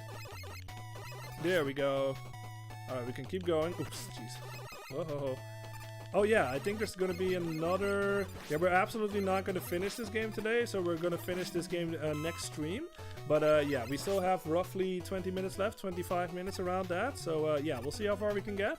But there's no way that we're gonna finish this game because there's quite a bit more left. Now this is where you have to be very fucking careful because yeah, this is still a classic Mega Man. And every time when Mega Man gets hit, he flies back a little ways basically. So every time when you try to make a jump and one of these things falls down, if you are hovering over a pit, that's a life gone right there. So I advise for this, just bait them out basically. Just fucking move forward a little bit, wait for those things to fall down, either shoot them down like you can kill them, or just wait for it to descend like all the way, just like this basically, and then make the jump. So don't make the jump prematurely because like I said, there's a high chance that you'll hit that thing like in midair or something and Mega Man will fall back and you will fall into the bottomless pit over here. So yeah, that's what I advise for this part. There we go. Whoa!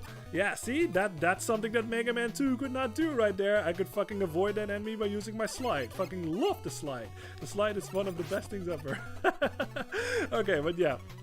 These things, these little fly robots over here, they basically track where Mega Man is. So as soon as it gets on his Mega Man's level, it will dash towards you and it will try to bump into you basically. All you have to do is jump over it, or you can manipulate that thing by faking it out basically, by just jumping high. So let's just do this. Come on, show up. Just jump high, see, and it thinks that Mega Man is way higher, and it tracks where Mega Man currently is, basically. So you can shoot that thing down too, I think. Yeah, you can also shoot them, but yeah, I mean, unless you use another weapon, like you probably won't shoot it down. But that's how you can take care of this thing. Yeah, see, enough shots will take that thing down, so that's what you can do. Alright, we're absolutely not gonna win against Shadow Man because this thing is this is like the hardest one in the game basically. I'm gonna try to use my Top Man weapon and maybe you'll notice something, and I'm not sure it's gonna happen because it's a bit random. I'm just gonna try it anyway. Oh. Yeah. See how fucking fast the fucking Top Man thing like depleted on that one? Like, I don't know, man. Like, there's something weird happening like program-wise with the Top Man weapon, because when I used it on that regular enemy, like it just did one peck at the time. Like, it really was fine basically, but for some reason, like I don't know if this was an intentional thing or if it's like a programming error, like a glitch or whatever, but for some reason, sometimes when you use the Top Man weapon, it just drains like a motherfucker. Like, it just fucking, I have no idea what the hell is up with that. So, yeah, you can tell, like, I just used it against a Shadow Man over here, and it's already half depleted. So, I have no idea what the fuck is up with that, so I'm just gonna fucking use it again. Okay, we got it. Get fucked, Shadow Man. There you go. Oh, no, we're good. Okay. Alright. So yeah, Shadow Man is absolutely the hardest one in the game if you're doing like a buster only, because he's very unpredictable, you know what I mean? Like, most of these robot masters have like certain patterns that they follow, especially if you looked at like, oh, we got Rush Marine, cool. I'll talk about that in a little bit. Especially if you looked at fights like Top Man, you know, like he always shoots like 3 top things and then he tries to dash at you and then he repeats that basically. But like Shadow Man is actually really fucking unpredictable. Like, he jumps up and then whenever he feels like it, he just slides at you basically like super fast, and he also throws like shurikens at you. So he's the most like unpredictable robot master in this whole game, I think. So he's absolutely the hardest one to like try to go for if you're going for a buster only run, really. Oh yeah, you finally said the thing. I guess I did. Yeah, I felt it. Like, Shadow Man is a bitch, man. So yeah, I felt the need to say get fucked on that one. Alright, but we got Shadow Man is Spark Man is weak against that one. We should have, I want to talk about Rush Marine too. Yeah, let's just do Sparkman. Okay, let's just go into Sparkman's level. Alright, now this one makes a bit more sense, because this one is, especially when you see what weapon we get from Shadow Man, this weakness-wise, this makes a bit more sense, because this is a lot in the same level as like Cutman to Elecman. Like Sparkman is obviously very much the same thing in that sense as Elecman, but if we actually go to Shadow Man's weapon, this happens. Yeah, this is basically the closest thing that you're gonna get to the Metal Blade in Mega Man 2. It's not quite as good because it doesn't go all the way to the screen. You can tell, like it's like it works like a boomerang, I guess, in that sense. So, but you can shoot this thing in. No, you can't. No, never mind. Wait a second. Oh, never mind. Okay, you can't. No, you can't shoot it in 8 directions. I can't shoot it down, and I also can't shoot it diagonally down. So you can shoot it upwards diagonally and upwards like this, and like forward, obviously, but you can't shoot it down. So, that's a bit of a downgrade from the Metal Blade in that sense too. But yeah, so like I said, if you liked the Metal Blade in Mega Man 2, this is the closest that you're gonna get, man. Like I said, it doesn't go all the way to the end of the screen. It uses a lot more ammo, as you can tell. Like I have used a lot of it already, and it's like a fourth of the way down. So yeah, this is, let's just call this the pseudo Metal Blade, I guess. So it's a really good weapon, but not as good as the Metal Blade in my opinion. Yeah, so this is one of the best tracks. Yeah, okay, this is a new track, of course, and I'm gonna let y'all listen to it. This is, like Soyburn says, this is a really fucking good track again.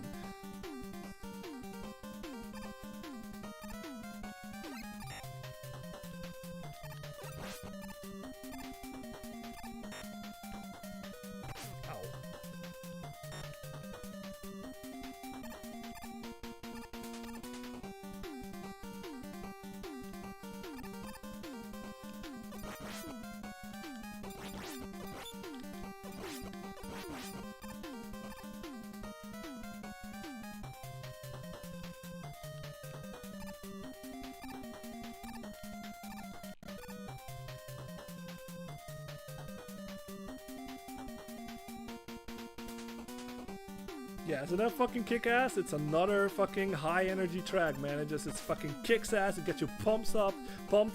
It's amazing. Fucking love it, man. Like, I don't know. Like I said, I don't want to repeat myself too often, but this is what Mega Man is to me, man. Like, this fucking soundtrack. All of these soundtracks are so fucking good. Like, I can't even. It's just so fucking cool. Like, I just can't compare it to anything else. Like I said, this is why I feel like Mega Man music should be in its own category. You know what I mean? Like, I just can't compare it to anything else because it's so unique and different. It's so fucking cool. Alright, we got some health back. Servant says they nerfed out the Metal Blade, our Metal Blade. Yeah, that's what it is. I think they realized it was too good, you know what I mean? Like, the Metal Blade is just, it does though, like, it breaks the game in half. Like I said, like, if you want an easier time with Mega Man 2, get the Metal Blade and go to town, man. It destroys everything. You can shoot in all of directions. It's fast. It doesn't, you know, it almost does not deplete any ammo. It's so fucking broken, and I think they realized that, you know what I mean, going forward. I think they were just like, this thing is too broken. We have to nerf it down, and that's what we got in this game. So yeah. Jose says it looks like Mega Man is running through the inside of a phone. Yeah, that makes sense. Yeah, that's kind of funny to think about. Yeah, let's go with that headcanon. This is the inside of a phone.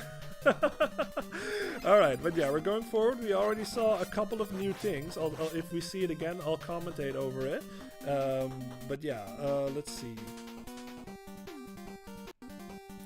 Alright, so this is a part that you have to be a bit careful of, because how do I explain it even? Like, let's just move forward. Like, if you move forward, this fucking thing, like, the blocks will fall down basically, and obviously you can't get past it. Now the problem with this is, if you shoot, you can actually shoot this block away, right? So if I shoot this, yeah, see that? Like it will basically respawn one of the blocks, like right on top of it immediately. So I don't know, like it kind of feels like if you fuck up on this, like you're basically fucked, because how the fuck would you even get past this, you know what I mean? Like it spawns so fast back.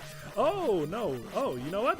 This is actually interesting. I actually did not know about this, but apparently if you're fast enough and if you just keep shooting, there is a tight window. Never mind. I had the idea that this was a bit of a one of those parts where you can technically soft lock yourself a little bit if you're not careful enough. Hey, next to life, I can't get it, but yeah, you have to just shoot this thing really fast, basically. Don't worry about it though, like even if it does hit you, it will not kill you instantly, but that's interesting. I actually had a misconception about that. Cool. I thought this was one of those spots where, like, if you're not careful, you could potentially, like, not per se soft lock yourself, but you are obviously in a very a tight situation, or like a bad situation. So apparently that's not the case. So that makes me happy. All right. Let me read chat. Jose says, I say that because of the electronic aesthetic in the background with the circuits. Yeah, you can see it flashing and everything. Yeah, it totally does look like a phone. Alright, now, what you have to be careful about with these guys is, yeah, they chase you, basically. There's these little screws over here. They basically chase where Mega Man is, and they just basically follow you to the whole level. Now, the problem is, when they come together like this, you can't actually shoot them until they're completely whole, I guess. Like, this is the moment where I can actually shoot them. They only take one hit, luckily. But especially with, like, sections like this. And again, you guys, I'm going to repeat myself, but there are spikes above me, so never touch spikes in Mega Man, because it will kill Mega Man immediately. No matter how much health you have. Now, the problem with this, those things appearing over something like this, obviously, is like when I fucking jump on this thing will go up immediately, and it will basically tries to kill Mega Man. So what you have to do is you have to keep moving as you're platforming over here, because if you stand on this for too long, it will go all the way to the top, and it will crush you against the spikes, and it will kill you immediately. So what you have to do, see, so that is really fucking dangerous, is these fucking things, they spawn in while you're also, dealing with the platforming, and so yeah, it's very fucking dangerous. Can I go to the Metal Blade, please? This fucking menu. Oh no! Dang it! There I go. Yeah, see. So that is something that you have to be careful of when you're trying to get past that part. But luckily we have plenty of life, so it's all good. All right, we can just go back. We were right there. We're going past here again. There we go. Jose says, don't touch the spikes. Yeah, meanwhile, my internal voice, touch the spikes. Yeah, don't touch the spikes. Listen to your, don't listen to your internal voice. Just don't touch the spikes ever. Alright, so like I said, this is a very dangerous part because these things they spawn in the worst fucking spots, and they try to like bump you off and shit. It's a nightmare. So I'm just gonna switch to my, why is it so hard to like, this menu is not the best, man. There we go. There we go. Shoot those guys, and I'm just gonna stick with my metal, well, not metal blade, let's just call it that. The shadow, whatever it's called. Whoa. Just gonna bait that thing out first so I can actually take care of it, and then we can go past it. There we go. Alright. There we go. Alright. This is gonna be Sparkman. Now, Sparkman is weak against Shadow Man's weapon. All you have to worry about for Sparkman is he jumps around a lot, and yeah, don't touch him obviously, and he does that, and then he gets super pissed off, I guess, and he shoots like a bigger fucking lightning bolt your way, basically. So that's basically all you have to worry about with this guy. He's not that difficult, especially with his weakness, like he goes down really fucking fast. There you go, he's dead. Alright. Got it. Okay, we have 10 minutes left, so I'd say let's go to Gemini Man's level, because I want to talk about that Rush Marine thing that we got. That's gonna be another thing that Rush can do for us, basically. Will we get something else actually in this level? We got the Spark Shock? No, okay, good. Okay, I'll talk about I'll talk about what the Rush Marine thing is. So for that, yeah, it should be this level. Alright, let's go in. Yeah, Jose, Sparkman is a descendant of Elecman. Yeah, it's obviously like very similar, you know, but I mean like both use electric-based weapons. Alright, but this is gonna be Gemini Man, so this is a new track. Listen to this one, this is also a really good track. Like I said, you guys, this is my favorite in the series. It's not just because of the game, but I love all of these tracks too.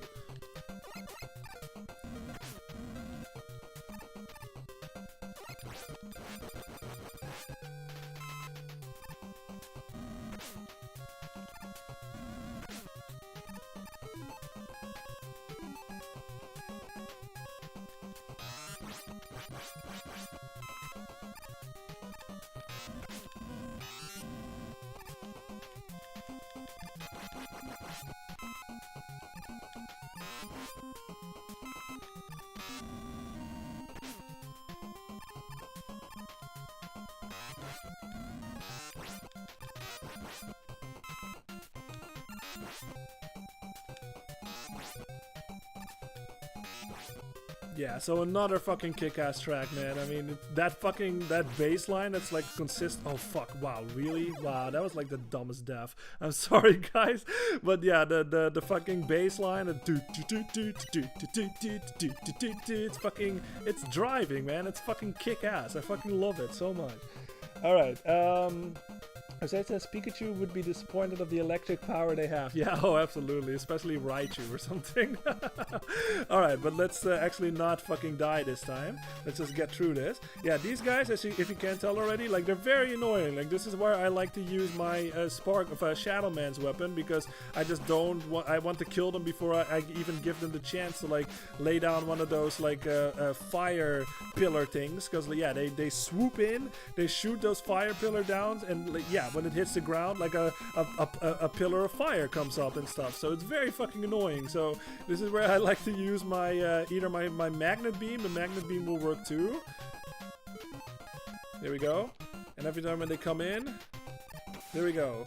Just take care of them like that. That works even better, actually. But yeah, you can tell, like, the fucking magnet beam, like, eats up your ammo, man. Like, the magnet beam is, like, too good or something. Like, it just fucking goes through your ammo really fucking fast. So that's why I like to use the shadow weapon a bit better, because it doesn't deplete as fast. But yeah, like, these guys, like I said, very fucking annoying enemies. But yeah, that's how you're supposed to deal with them. These fucking penguin robots, they basically just jump around and they shoot X at you, basically.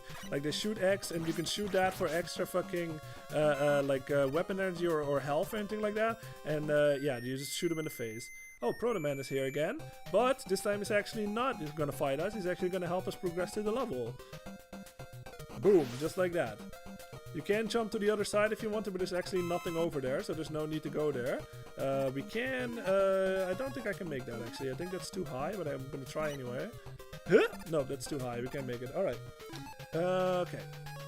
So I'd say we have like 7 minutes left. Let's maybe do one more level after this, or just this level, and then I'm gonna call the stream for tonight. Yeah, so what you have to do with this is these are like frog eggs or something. I have no idea, but like every time when you shoot it, like these little tadpole things come out, and you can shoot them again, and they yeah, you have a high chance that they drop like good stuff. Like they basically, a lot of times they drop either weapon energy or they drop health, and sometimes even extra lives and stuff. So this is an excellent point to like just go to town basically, because each one of these like egg things that we see, I guess, they have one of those tadpoles inside, and yeah, like potentially they could drop an extra life. Now that thing that we're seeing up there, let me check actually. I think only the Mega Buster take care of these eggs.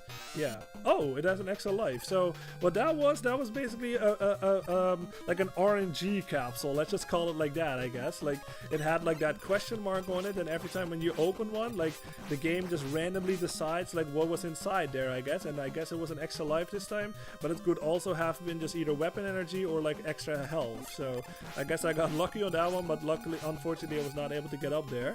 But yeah. Oh, there's enough more weapon energy. Jose says they chuck their eggs to avoid child support. That's like Yoshi in Yoshi's Island, I guess. Oh my god. Okay, anyway, yeah. Alright, so let's keep going. Whoa. So like I said, this is a bit awkward to traverse because Mega Man obviously can't shoot upwards. So this is a bit one of those things where I have to like jump around this or something right now to even get some movement happening here. So you can just go up here or something and then shoot this, and then we can slide under this. There we go. Yeah, here we go. I thought, am I thinking of the wrong section of this game? Oh yeah, this is a giant fucking penguin, a robot penguin. All you have to do is jump over the little ones that he shoots at you and just shoot him in the eye, basically. There you go, he's dead. Alright. Can I not use the Rush Marine in this level yet? I might be thinking ahead here. So apologies if I can't actually explain what the Rush Marine does, but maybe it's still coming up. Because if you, yeah, maybe you can tell from the name, but Rush Marine is, it's like a water-based item, basically, like where you can use it in the water to use as like a submarine, basically. That's what Rush Marine is about. So it's very oh yeah, perfect, here's water. So it's very situational, obviously. You can only use it in the water, but if we actually go into the water, let me actually switch to my weapons first, because I know something is coming up here. No, never mind, okay. So yeah, if you pull out your Rush Marine, like if you use it like on like non-water and stuff, like Rush will basically get the fuck out of here immediately, because there's nothing he can do with no water. So if you are in water, you can use Rush Marine. He will come out and you can actually jump in him. And yeah, look at this. We're like in a submarine right now. Like, look how fucking cool this is. Like, yeah, this is another thing that I think is a huge improvement in from Mega Man 1 to Mega Man 2 in that sense, where in Mega Man 2 you had item 1, 2, and 3 and stuff, which are cool on its own, but like now you have a robot dog and it has different utilities and shit. So yeah, like I said, very situational, obviously. Like you can't really use Rush Marine like anywhere else besides inside water and stuff. But yeah, if you do encounter water, excellent way to use it, you know. But yeah, you do have to be careful though, because if Rush Marine, like the meter, you saw it, like the ammo meter, like it depleted quite fucking fast. So if that meter like runs out while you are like in the water and like above like a bottomless pit, basically, you know, you will fall. So, oh no, oh my god, it fucking ate my input. Jesus, the slowdown fucking ate my jump input right there, so I thought I died, but we're good actually. But yeah, so do pay attention to that. Like if you do use Rush Marine, pay attention to your ammo meter and make sure that you're not above like a bottomless pit when that thing depletes, because you will fall down. So yeah. Alright. Soyborn says, you ever see the movie starring Will Smith, Gemini Man? I have not, actually, no. I heard it's a really bad movie. Really? I actually have never heard of it. I'm gonna look that up after the stream. I've actually never heard of that one. I've seen quite a few Will Smith movies, but I actually have never heard about that one. That's funny. Jose says, could that be how Bowser had Bowser Jr.? He laid an egg like Yoshi and actually kept his kid. Who knows? We never have seen like a mother Bowser figure or something, or like Bowser Jr.'s mother figure, so who knows? Maybe Bowser lays eggs. I have no fucking idea. That's like a game theory question right there. Like, how did Bowser Jr. came to be? But yeah, this is gonna be Gemini Man. We're not quite full on health. We also don't have his weakness quite yet. Now, the trick, because he's called Gemini Man, look, he fucking like duplicates himself. He does like Kage Bunjin no Jutsu or something, if you know what that means, from Naruto. All you have to remember is like every time when you shoot the real one, basically, like, I died on that one, it's all good, we have plenty of lives. All you have to do is when you shoot at the real one, basically, he will shoot back at Mega Man. Okay, we have one more life left, so 2 more lives technically. We also have E-Tank, so this is gonna be fine. But yeah, obviously, like, he runs in a pattern, but he does not actually shoot at Mega Man unless I shoot at him. So you do have to pay attention to that. That was the fake one, I think. No, it wasn't actually. Yeah, but like, look at that. Like, he hurts a lot, and fucking every time when I shoot, like, he shoots back at me basically. So what I like to do, this is what I said, like, this is another thing that Mega Man is a fucking king at, is like pattern recognition, right? And like I said, like, Mega Man is like the best teacher I've ever had when it comes to like pattern recognition.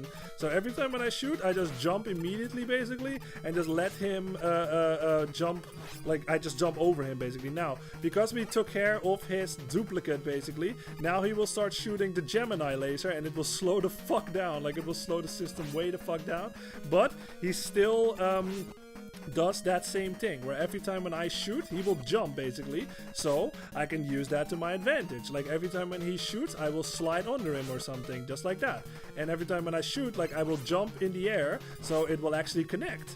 So yeah, that is something that, again, you have to get good at if you want to have a chance to like beating this game. Like, especially if you're doing like a Buster only run or something, you have to get good at pattern recognition, and yeah, utilize your skills to, like, you know, manipulate your opponent basically, in that sense, where you have the advantage. That's just how it goes. Jose says, Gemini Man is trying to become Okage Man. Yeah, I like that. Okage Man, that's great. All right. Yeah. Okay. Cool. So yeah, that was good. That's gonna be the stream for tonight, you guys. Like it has been 3 hours. We beat Mega Man 2. Hopefully, we did not have any audio issues audio issues today. So yeah. Hopefully, that's the case. And yeah, like I said, very happy that I'm playing this because, like I said, I'm very passionate about these games, like especially the music and the controls and the visuals. Like this is just another game that I love, you know what I mean? So it's a lot of fun for me to like sit here and just talk about it, like talk about what I know, give you all little tips here and there about like how you're supposed to fight like little enemies or like bosses and stuff. It's a good time for me, you know what I mean? So very happy that I'm playing this, and next time we're actually gonna continue playing this, and then after that I'm gonna switch to something else because I don't really like I said, there are 10 classic Mega Man games at least, so well, technically there are 11 right now, so I don't want to like, you know, play this for like the next couple of months, like go through all of them, because I think that's not very entertaining to watch, you know what I mean? Like, and it's also for me, I you know, I might get burned out on it if I play all of the Mega Mans like in a row, so I kind of want to space it out a little bit, if that makes sense. So what we're gonna do next time is we're going to continue playing this, we're going to finish this game, and then we're going to switch to something else. I'll think about what the next game is going to be, and then later down the road we'll go back to this. We'll basically go back to like, and then we'll play through like Mega Man 4, 5, and 6 or something, and then after that we'll space it out a little bit again. We'll just play something else for a little bit, and then I'll go back and maybe I'll do 7, 8, or 9, or maybe 7, 9, and 10. I'm not quite sure if I want to play 8 too, because I'm a bit iffy on that one. So yeah, we'll see. But anyway, that's how it's gonna go for next time. Let's see. Soyman says, "Oh yeah, no audio. Oh, cool. That's good. Okay, no audio bullshit. Thankfully, that's good. Great. Good to hear." Jose says everything was heard loud and clear like a hammer. That's great. Awesome. Soyman says, "Oh yeah, Lloyd, I found out how to download that link." Oh, nice. Link Zelda 2 enhanced mod. Beat the third dungeon last night. I really like it. Awesome. Except for that bird mini game. That one, the one new thing I didn't like. What was that again? Was that the one where you had to dodge like the birds coming at you? It has been a while since I played it, but I mean, I'm glad that you like it so far. Like I said, my story with that one, I tried it out. Y'all know at this point how much of a fan I am of Zelda 2, and I started it up and I could not put it down. I played it for the whole fucking day, man. Like, I had that day off and I could not put it down. I was so fucking into it. It was fucking glorious. I fucking loved it. Glad to hear that you like it.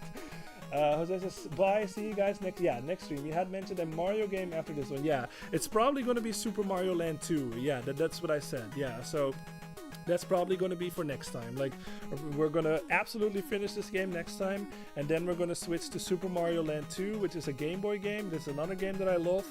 And yeah, after that, we'll see what happens. But yeah, thank you everybody for being here. Jose, Soyborn, and Shane's here too. And everybody else that was lurking. I always appreciate y'all hanging out, of course. It makes me really happy. And yeah, have a good rest of your stream. Wow, a good rest of your stream. A good rest of your day. Sorry. Have a good rest of your day. And I'll see you guys on the next stream.